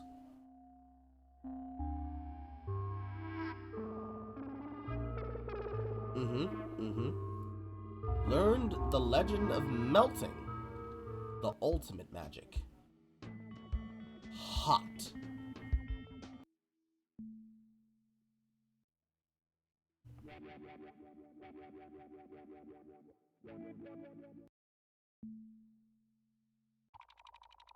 And now we have full access to the map.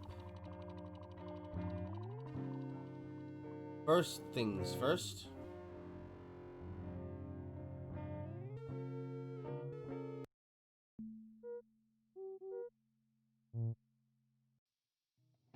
What is this? Where this? What? Why? How? Divine secrets. Tell me. Tell me!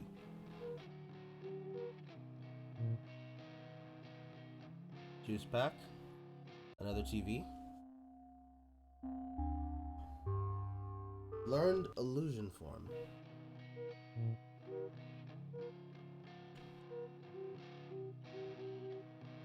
Temporary change appearance. Purely cosmetic.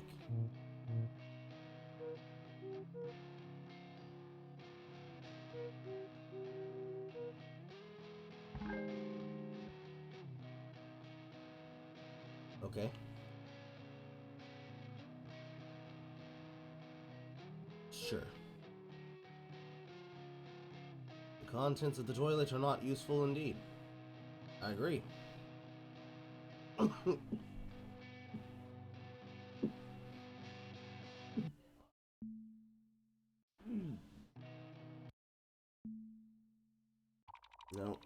what the hell do I do with all this food? Let me check. Because I bet you has something to do with Wayne's house. Yes, it does. Wired head squirrel. Horse food. Wired horse. Take this opportunity in time to get more vegetable. More vegetal. More veg.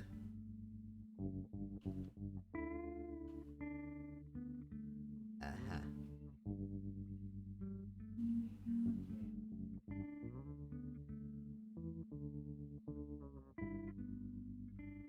And then I had cockroach food, right? Are these cockroaches? Palmetto shield. Chirkin jerkin.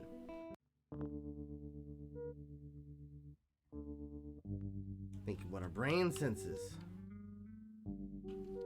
Now what the fuck are those items? Head squirrel. Loyal head squirrel. Prevents negative status effects. Yes.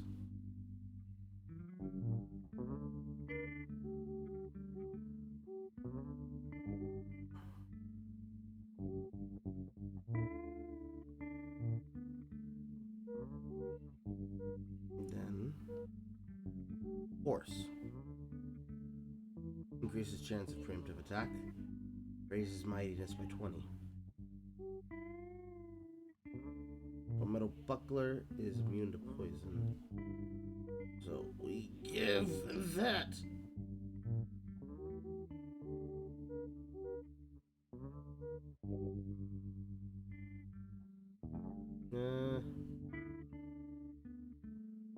Yes. Depends on how much health you lose. 323, that's not bad. You still have a lot of health coming to you from Berry Shield, don't you?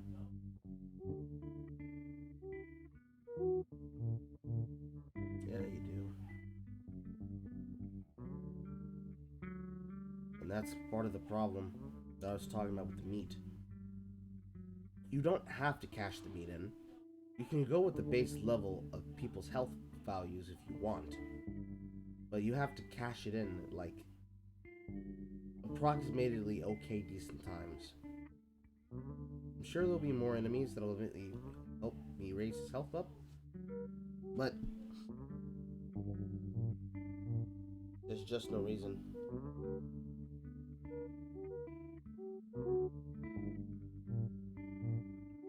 Because, like, look at the amazing difference it gives towards defensive options.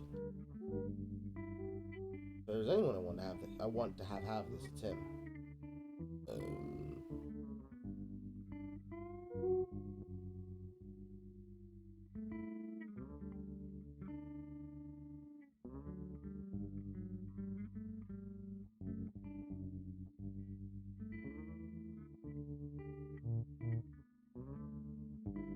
Yeah, I'm okay with that.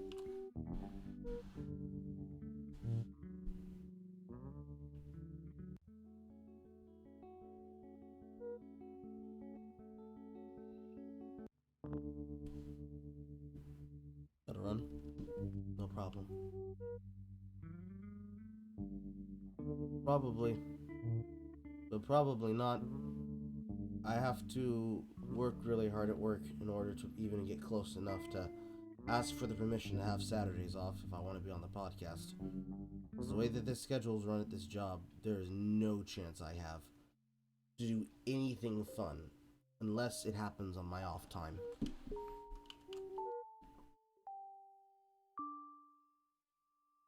Row 2, 342, 423, and 220. That's fair.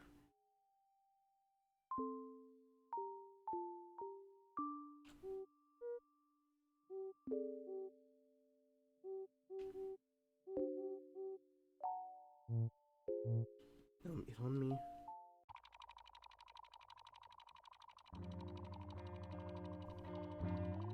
That looks like it's where I need to go, so I'll not go there.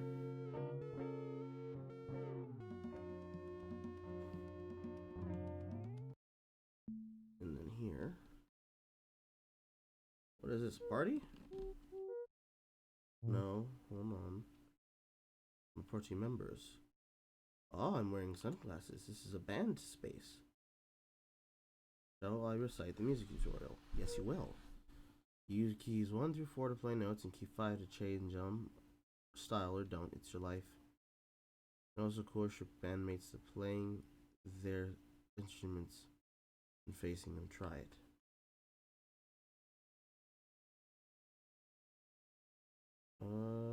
I guess I use a keyword for that. I shall stray by many strings and it's clean. Okay, so keys 1 through 4 to play notes and key 5 to change style. I don't know what keys 1 through 4 are. Dude. None of the buttons on my controller. Nope.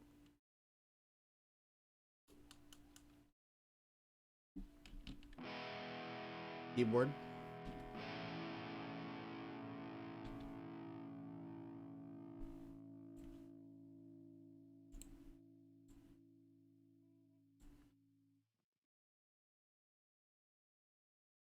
I like how it walks. Supplement my engine, bleed my pyre, your love is like a spirit shear. Oh no, oh, do that thing. He must be the vocalist. Suffer the ocean, suffer in our ocean. Near our jelly inside our biscuit, suffer that forbidden notion. Hit it?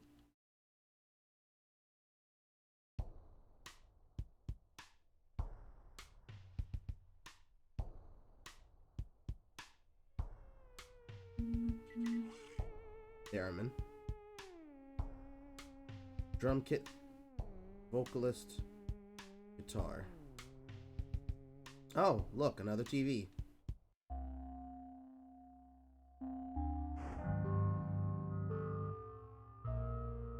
Learn dissect.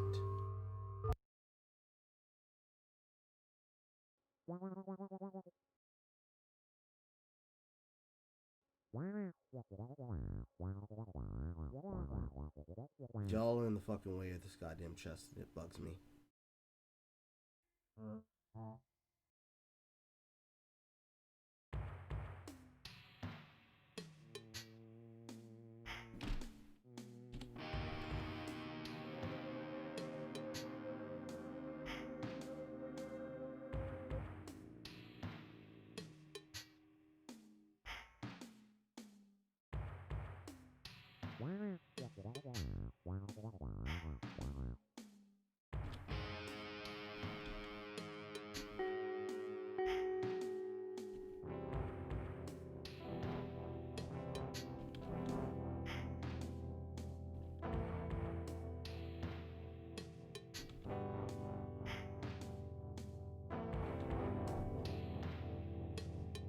It was a fun little thing to do.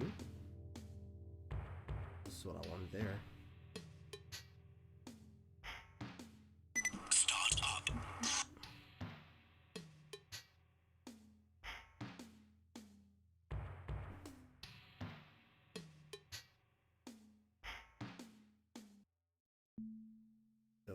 dance club, basically.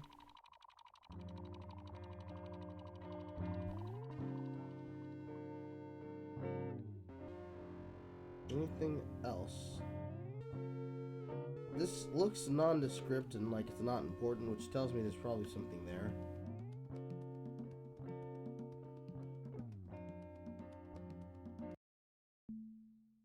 Let me land here.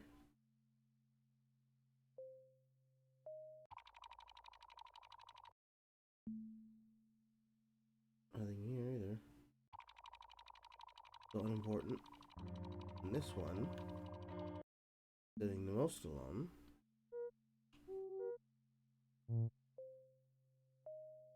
What do you have to hide?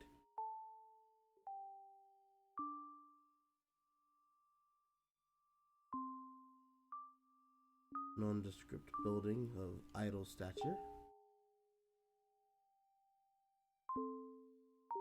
Okay, and we're climbing, and we're climbing, and we're climbing, and we're climbing. Technically, we're not climbing, we're just moving the camera upwards as I keep holding upwards. Another one of these.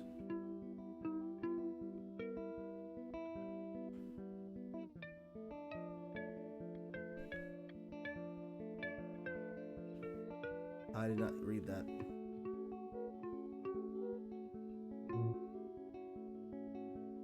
You're not allowed to enter the lab without Clawman's permission. Okay, so this is Clawman's... or who... There's a Clawman. He owns this building. I do not have his permission to run around. Clawman can go fuck himself. That's number one. Number two, who is Clawman? Number three, he has a lab. Number four, what is in it? Who expansively soaked another's promise? Avenger Mary Doom. I made that transform for some reason. You must be the new foreman. Check in Clawman before you head to the lab.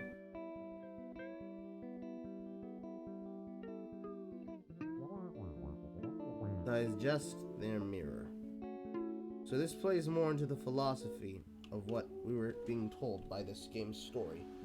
From each update it gives us about the axe. It appears that the story of the world is about philosophy and fate.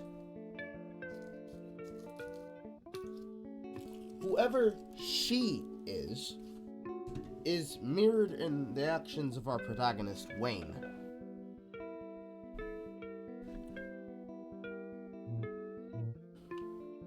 Whatever that may be, has not divined itself to me yet.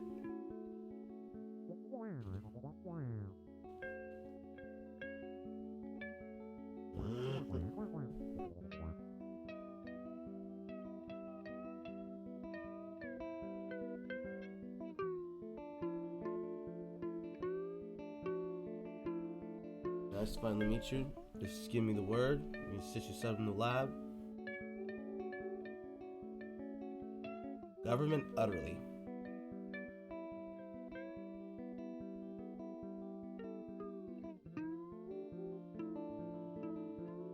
Nerve miraculously.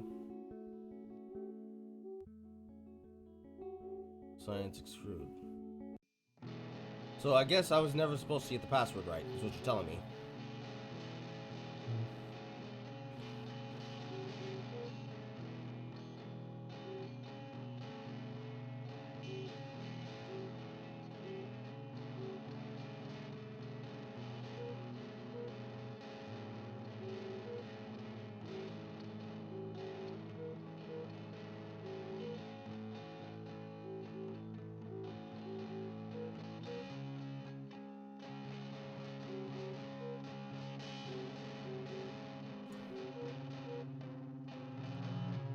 We're gonna find out what his ultimate magic can do. Chrome flame.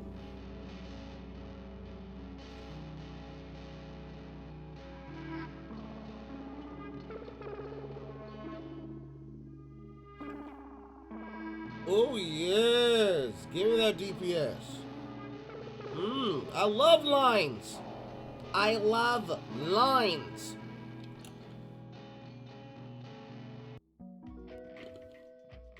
$9,999.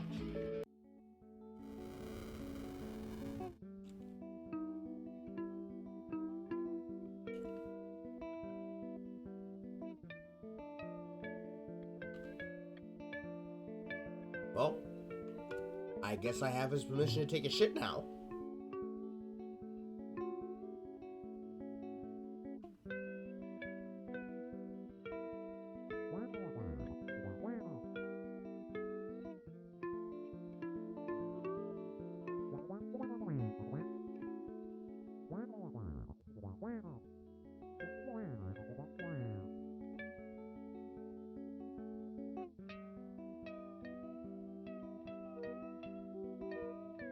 Okay.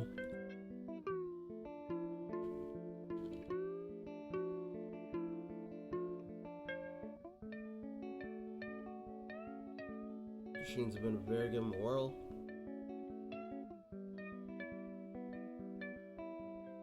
Never get tired of watching the machine do its thing.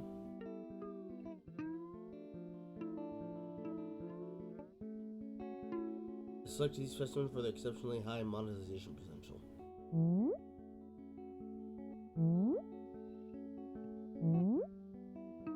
Whoops. Whoops. Whoops.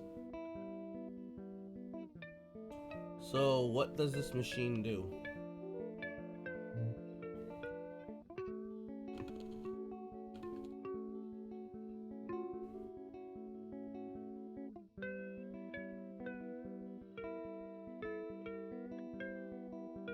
Oh, it transforms people into money.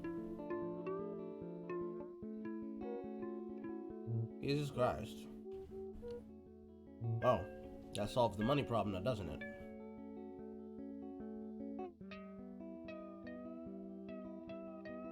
Also, that's a bit terrifying.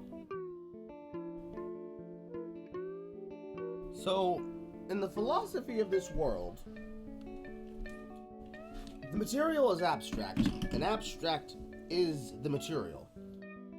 Flesh is tied to the fate of living and breathing and dying, and those looking to understand the concept of enlightenment are chasing the theory of the world. Those who obtain the theory, or are trying to obtain a theory, can be mirrored, and those who mirror each other may or may not have either the positive or negative aspects of their theory, regardless of whatever theory it is they choose to learn. Whether it's conquering bugs, or it's trying to reflect the theorem of the specimen flesh. Our protagonist, Wayne, is a free spirit who is not tied down in any one way, and has surrounded himself with camaraderie and with partners with different motivating goals. One is seeking the theory of the ruins from ages gone past, and is using plastic cups or paper cups, like the one with the shirt design that I almost wear all the time.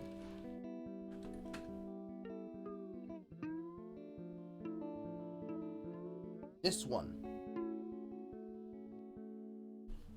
That dude is trying to discover... I'm gonna put the shirt on. Is trying to discover how the paper cup works. And that paper cup, and how the water that they get from the machine increases their will. That is his theory. That's Milden's. Samsana's is to know about the roach. Pong or whatever the fuck he is, Pog. We're gonna call him Pog. Pogs was to be the greatest and eventually the last of the Death Knights. No matter what the mirror is, we know that Gibby thinks that Wayne is a mirror of them. Which then asks the question, what is Wayne's Theory. I haven't found out that answer yet.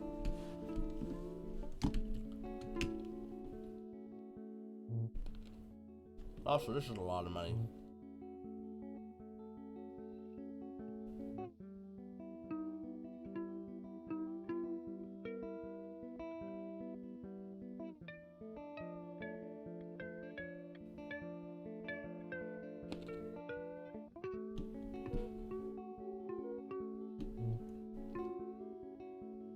So now we have more money than what we know what to do with.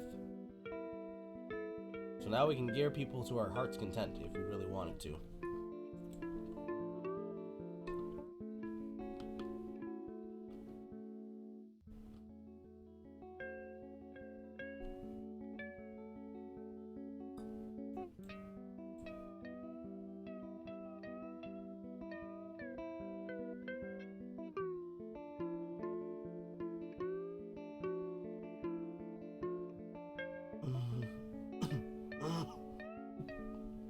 Looking at Twitter.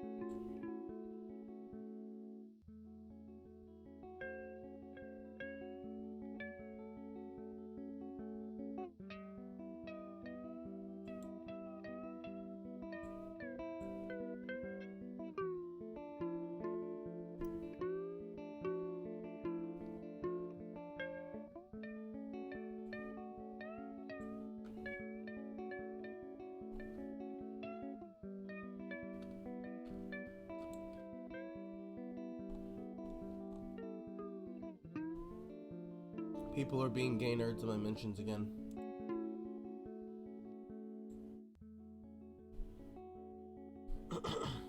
Anyways. Everything I just said is my idea and theory about the game.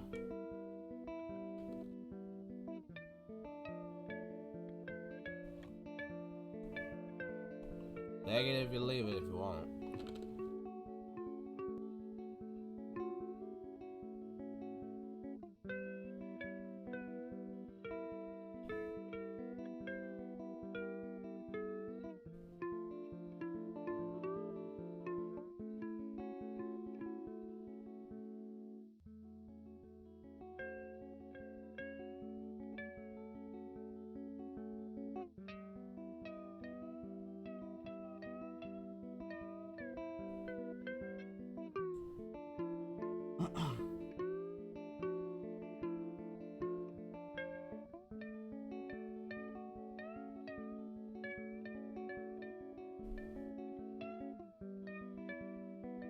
Okay. Alright. So.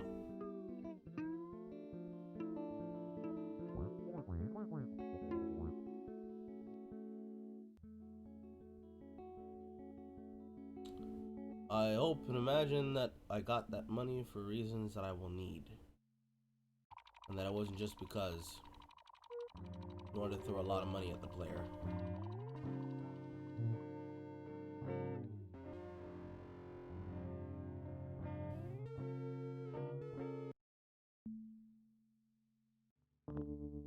Because I don't know the fuck and how the fuck I'm gonna spend all that money on anything.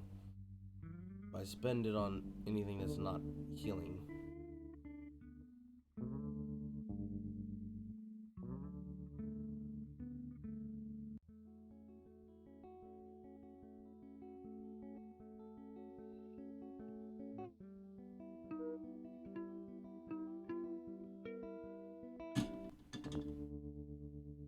Maybe I will spend it on those.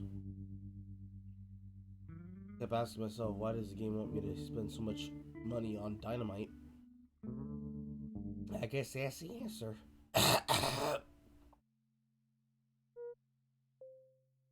again, at the same time, I don't want to.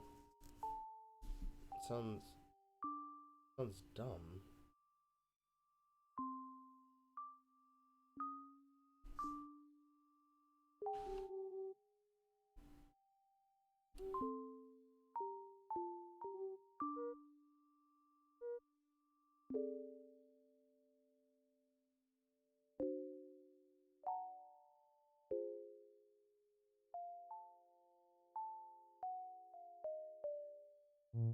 Whatever.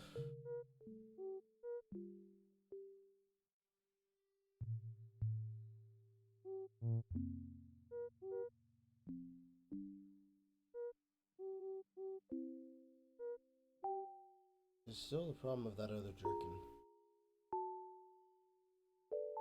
It's paralysis in him.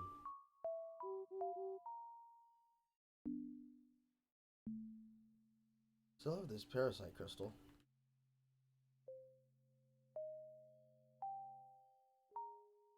I wonder, do I really need to worry about having damage on him if I just have a fuckload of mana? And I have an attack that allows me to stun out enemies? I don't think I do.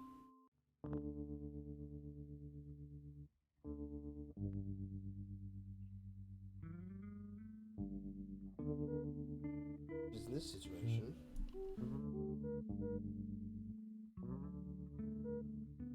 if he just equips these turbo tendons, and then you equip both these parasite crystals, I get a fuckload of mana. However, alternatively, just do that number,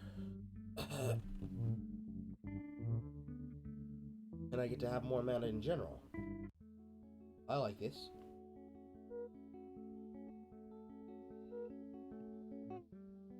So who else am I gonna put that on?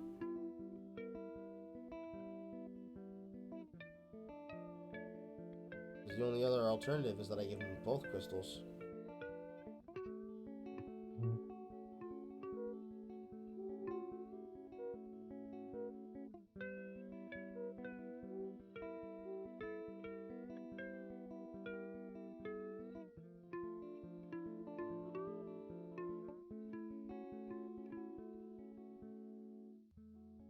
Yeah.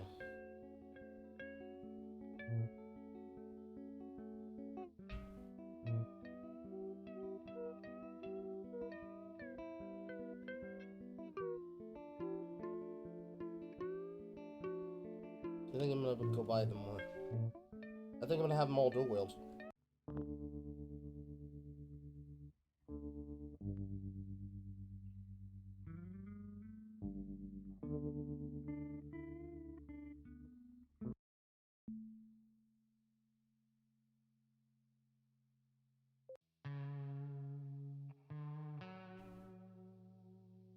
Why am I lagging?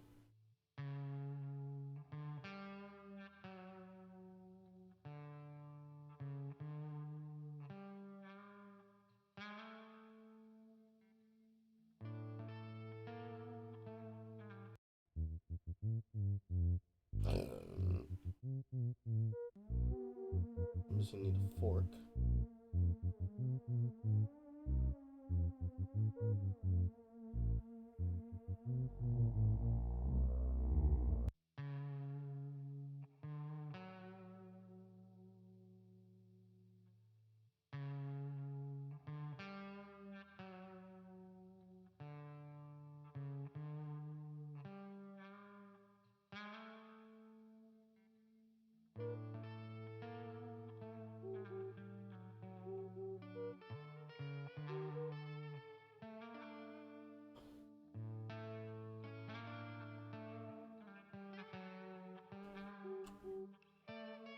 Oh, she won't.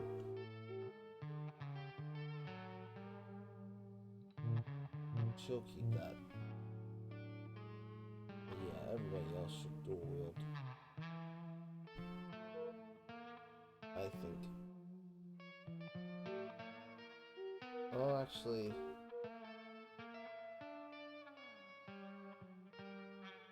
No. He's fine. He's fine. Pogo's the only one who should get one another one.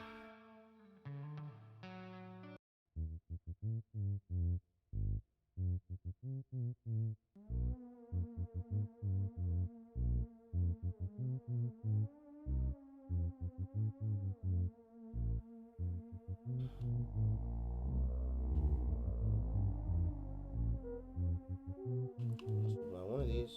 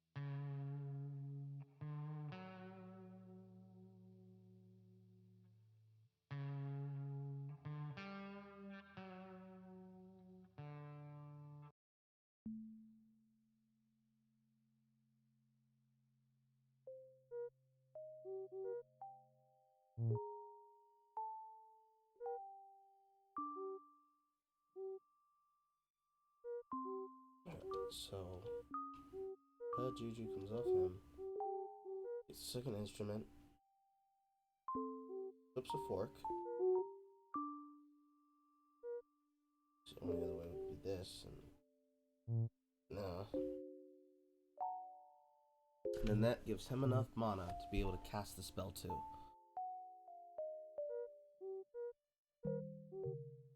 And they drop this.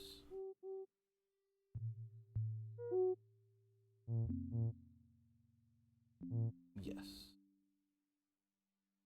No.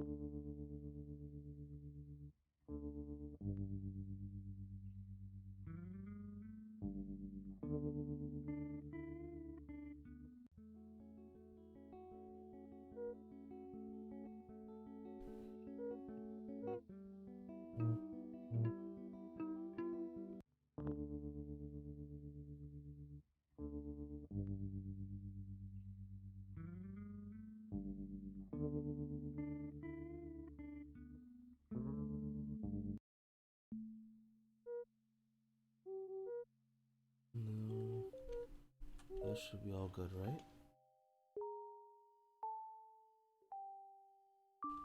Because there's no way I'm going to get extra shit for him. Not without changing.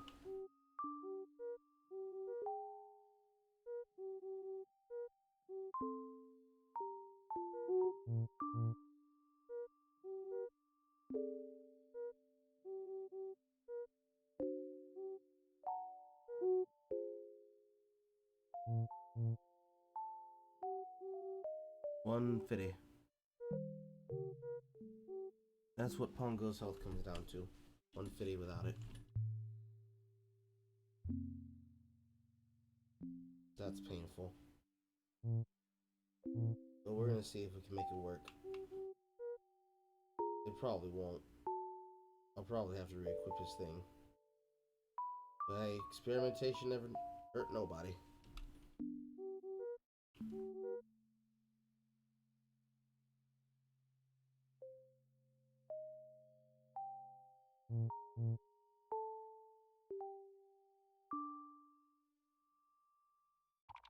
Last of our preparations.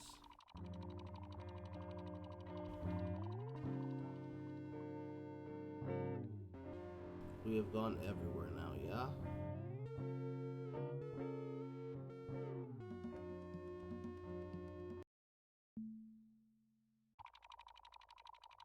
Empty island.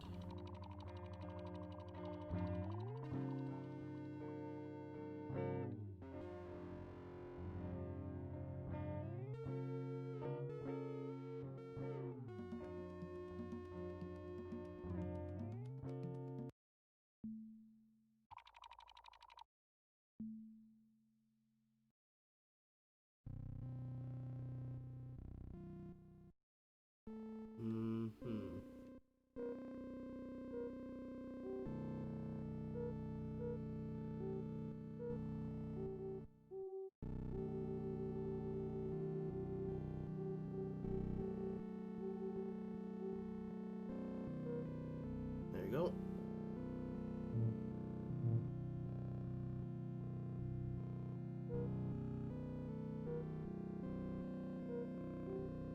I have a lot of juice boxes.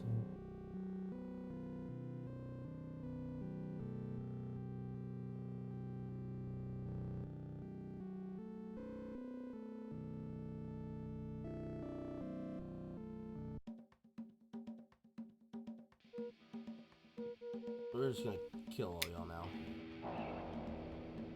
Y'all just die now.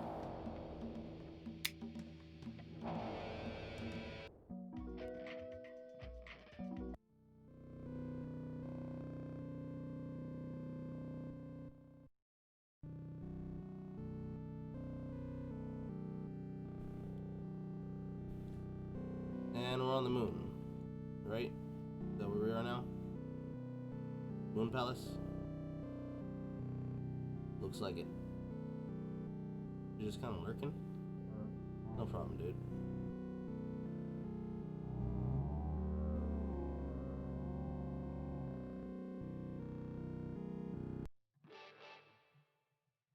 That's a music change.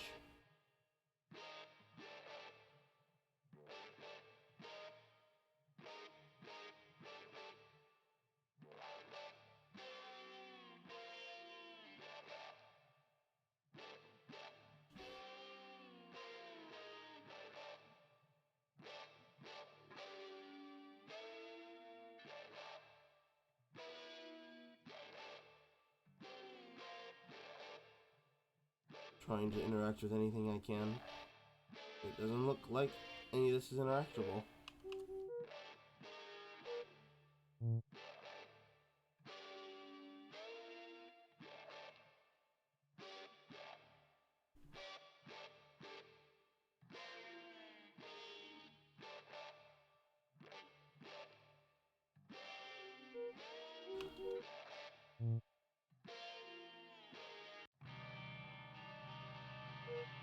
Final battle? Sounds like final battle music. Well, these dudes have heads that look like this.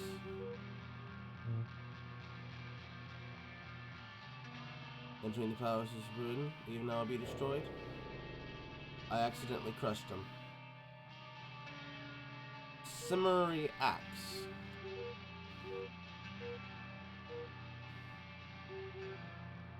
Inflicts electrobiological damage.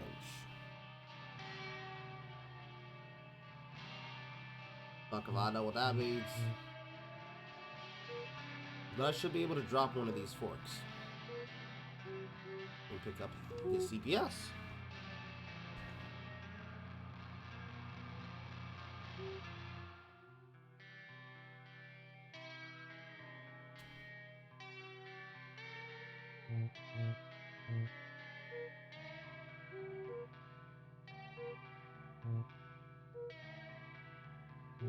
I want to get that TV and that couch.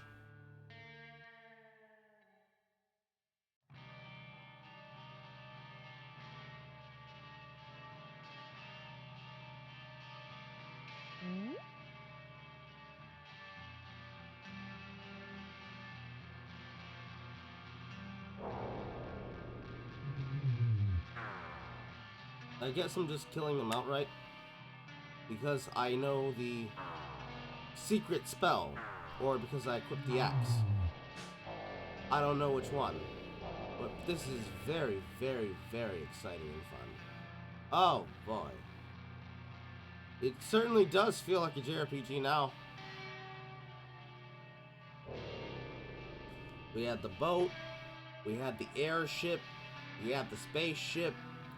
I'm knocking on the doors. I'm instant killing enemies.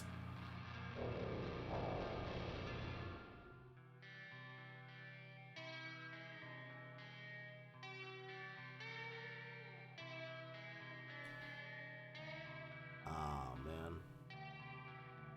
It was a trick. It was an illusion. There was no spell to be learned. I'm suffering it.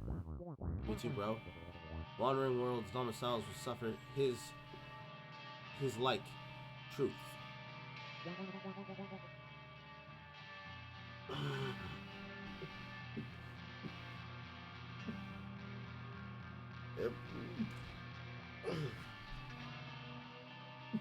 God damn. I'm trying to speak.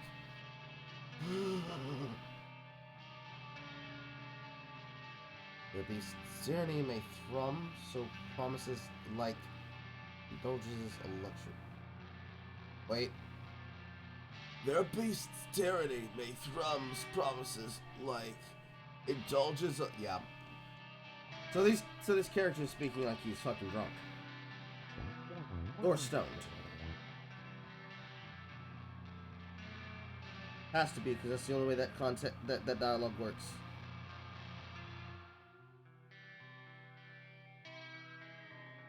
My passion may horribly dance near our engine, but the wonderfully remembers my gland inside his. That sounds like sexual assault, sir. I don't know all about it. I don't know nothing about that, sir. Hold on, wait a minute, hold on. More death, more destruction, more killing.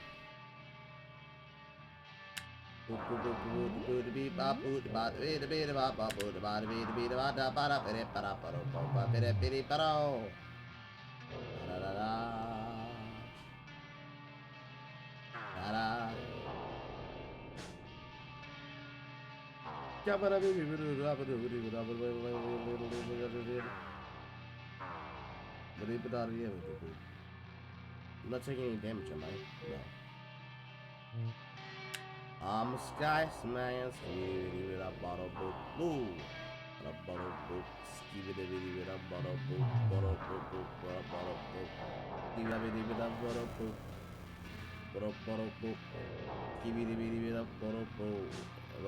But all y'all die. All y'all dead. Now where's Gibby?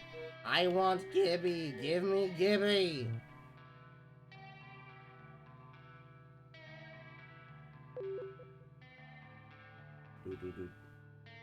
Go, Crystal.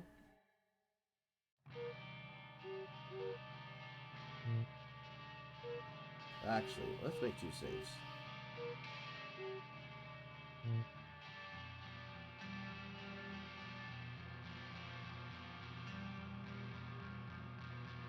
You're Gibby.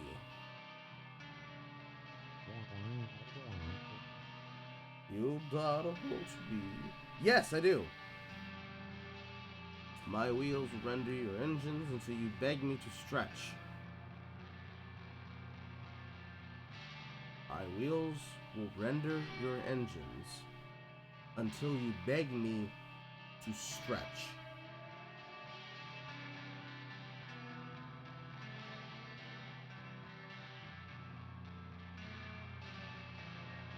My wheels will render your engines until you beg me to... That is the most killer shit I have ever heard in dialogue. Oh my god. That is as baller as crease yourself. I'm taking that one. I'm taking that one.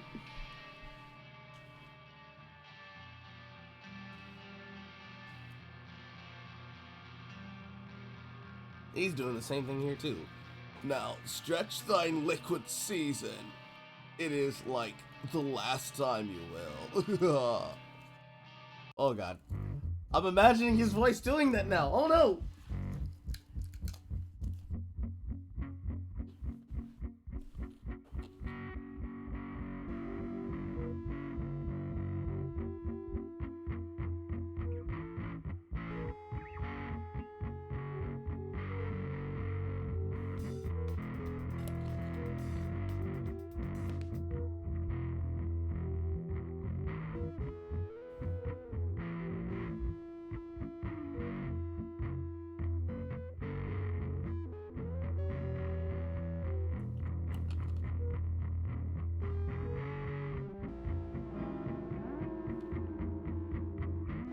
Time to find out if that actually increases the damage or not.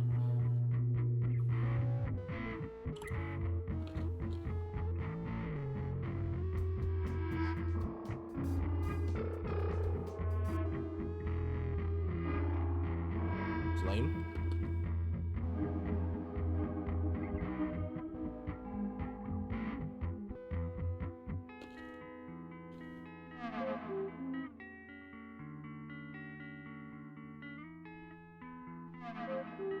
He is attacking twice.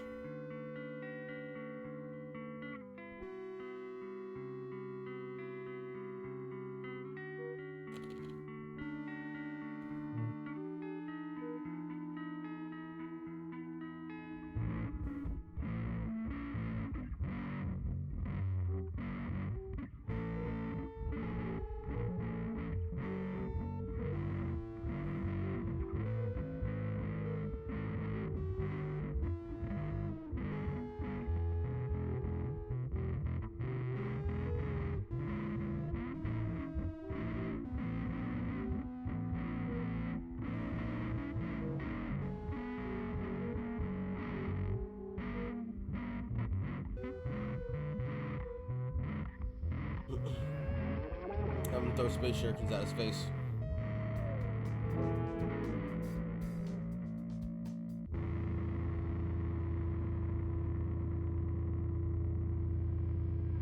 There goes the second round.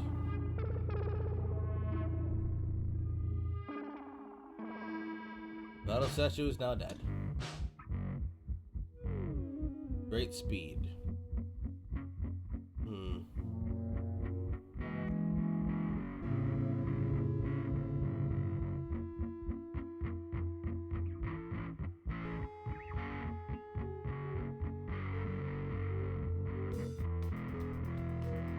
Space shuriken Gibby. Throughout Legend of Melting.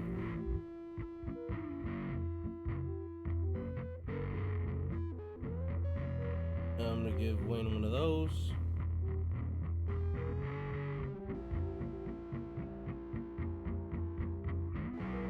And I'm gonna give Spinoza one of these.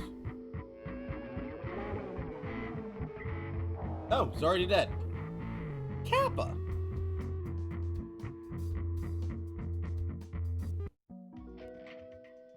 Wayne's Hero is victorious. Now low 63, now low 63. See, that's the first time I got any experience whatsoever. Let's see if I can do the voice again. So I am defeated. Wayne, I'm sorry about everything. By the way, I set this moon to explode when I die. Say your prayers and banish your insects. Like luxury vessel.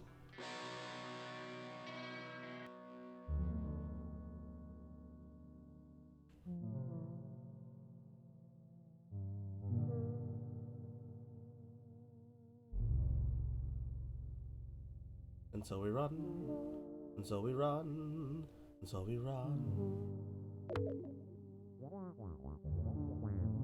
And back, it's here, powerful.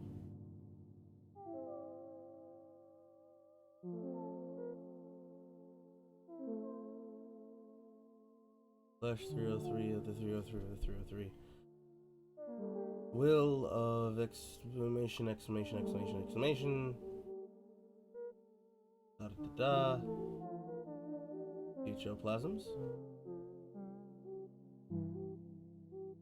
Because I assume that was what they were there for.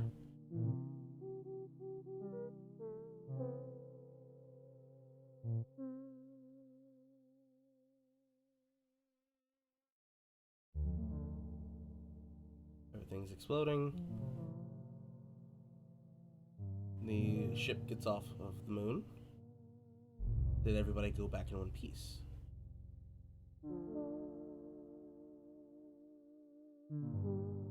Wayne,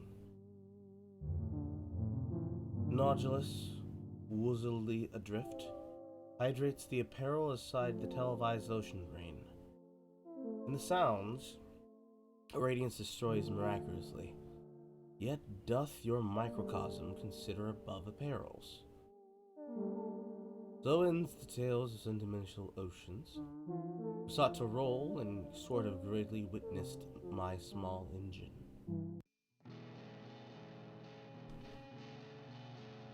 Ah, the button. Button dude, button guy, who is completely fucking obliterated.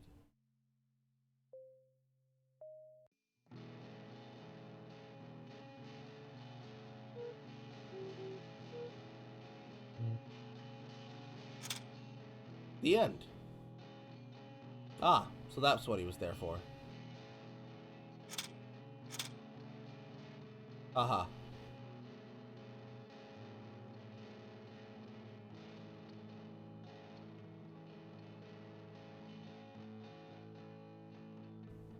Well, that's one way to code it.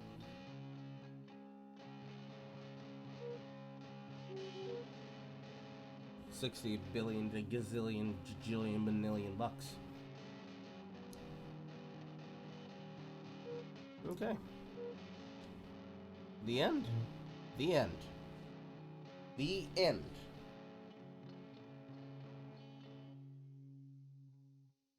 Well.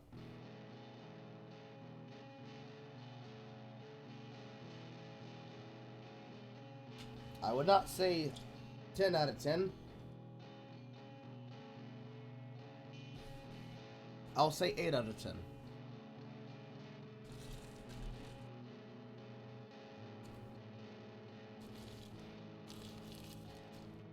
I say 8, not 9. Because it is very much a game.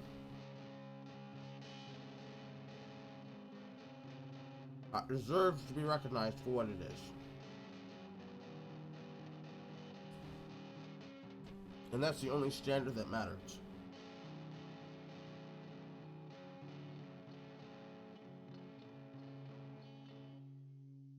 I feel like I'm gonna start coughing soon. Yep, we're on time. Every time I eat.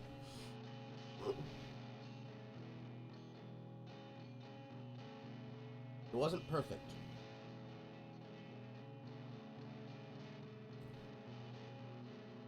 But it was an experience that I enjoyed finding out about every step of the way. Even when I was wrong, I enjoyed my experience. And that's what a game like this is supposed to be. Once I have that new computer, I will be playing Hylics 2. And before I end the stream, because I want to spend whatever time I have before my shift doing what I want, I'm going to say this. Mason Lindelof, however you say his last name, is the next Toby Fox. More than likely, there are more people who know about the sequel than they do about the original game. But anything that is in that game started here, was refined, and then made there. And it's very clear that it was. Because this rough art style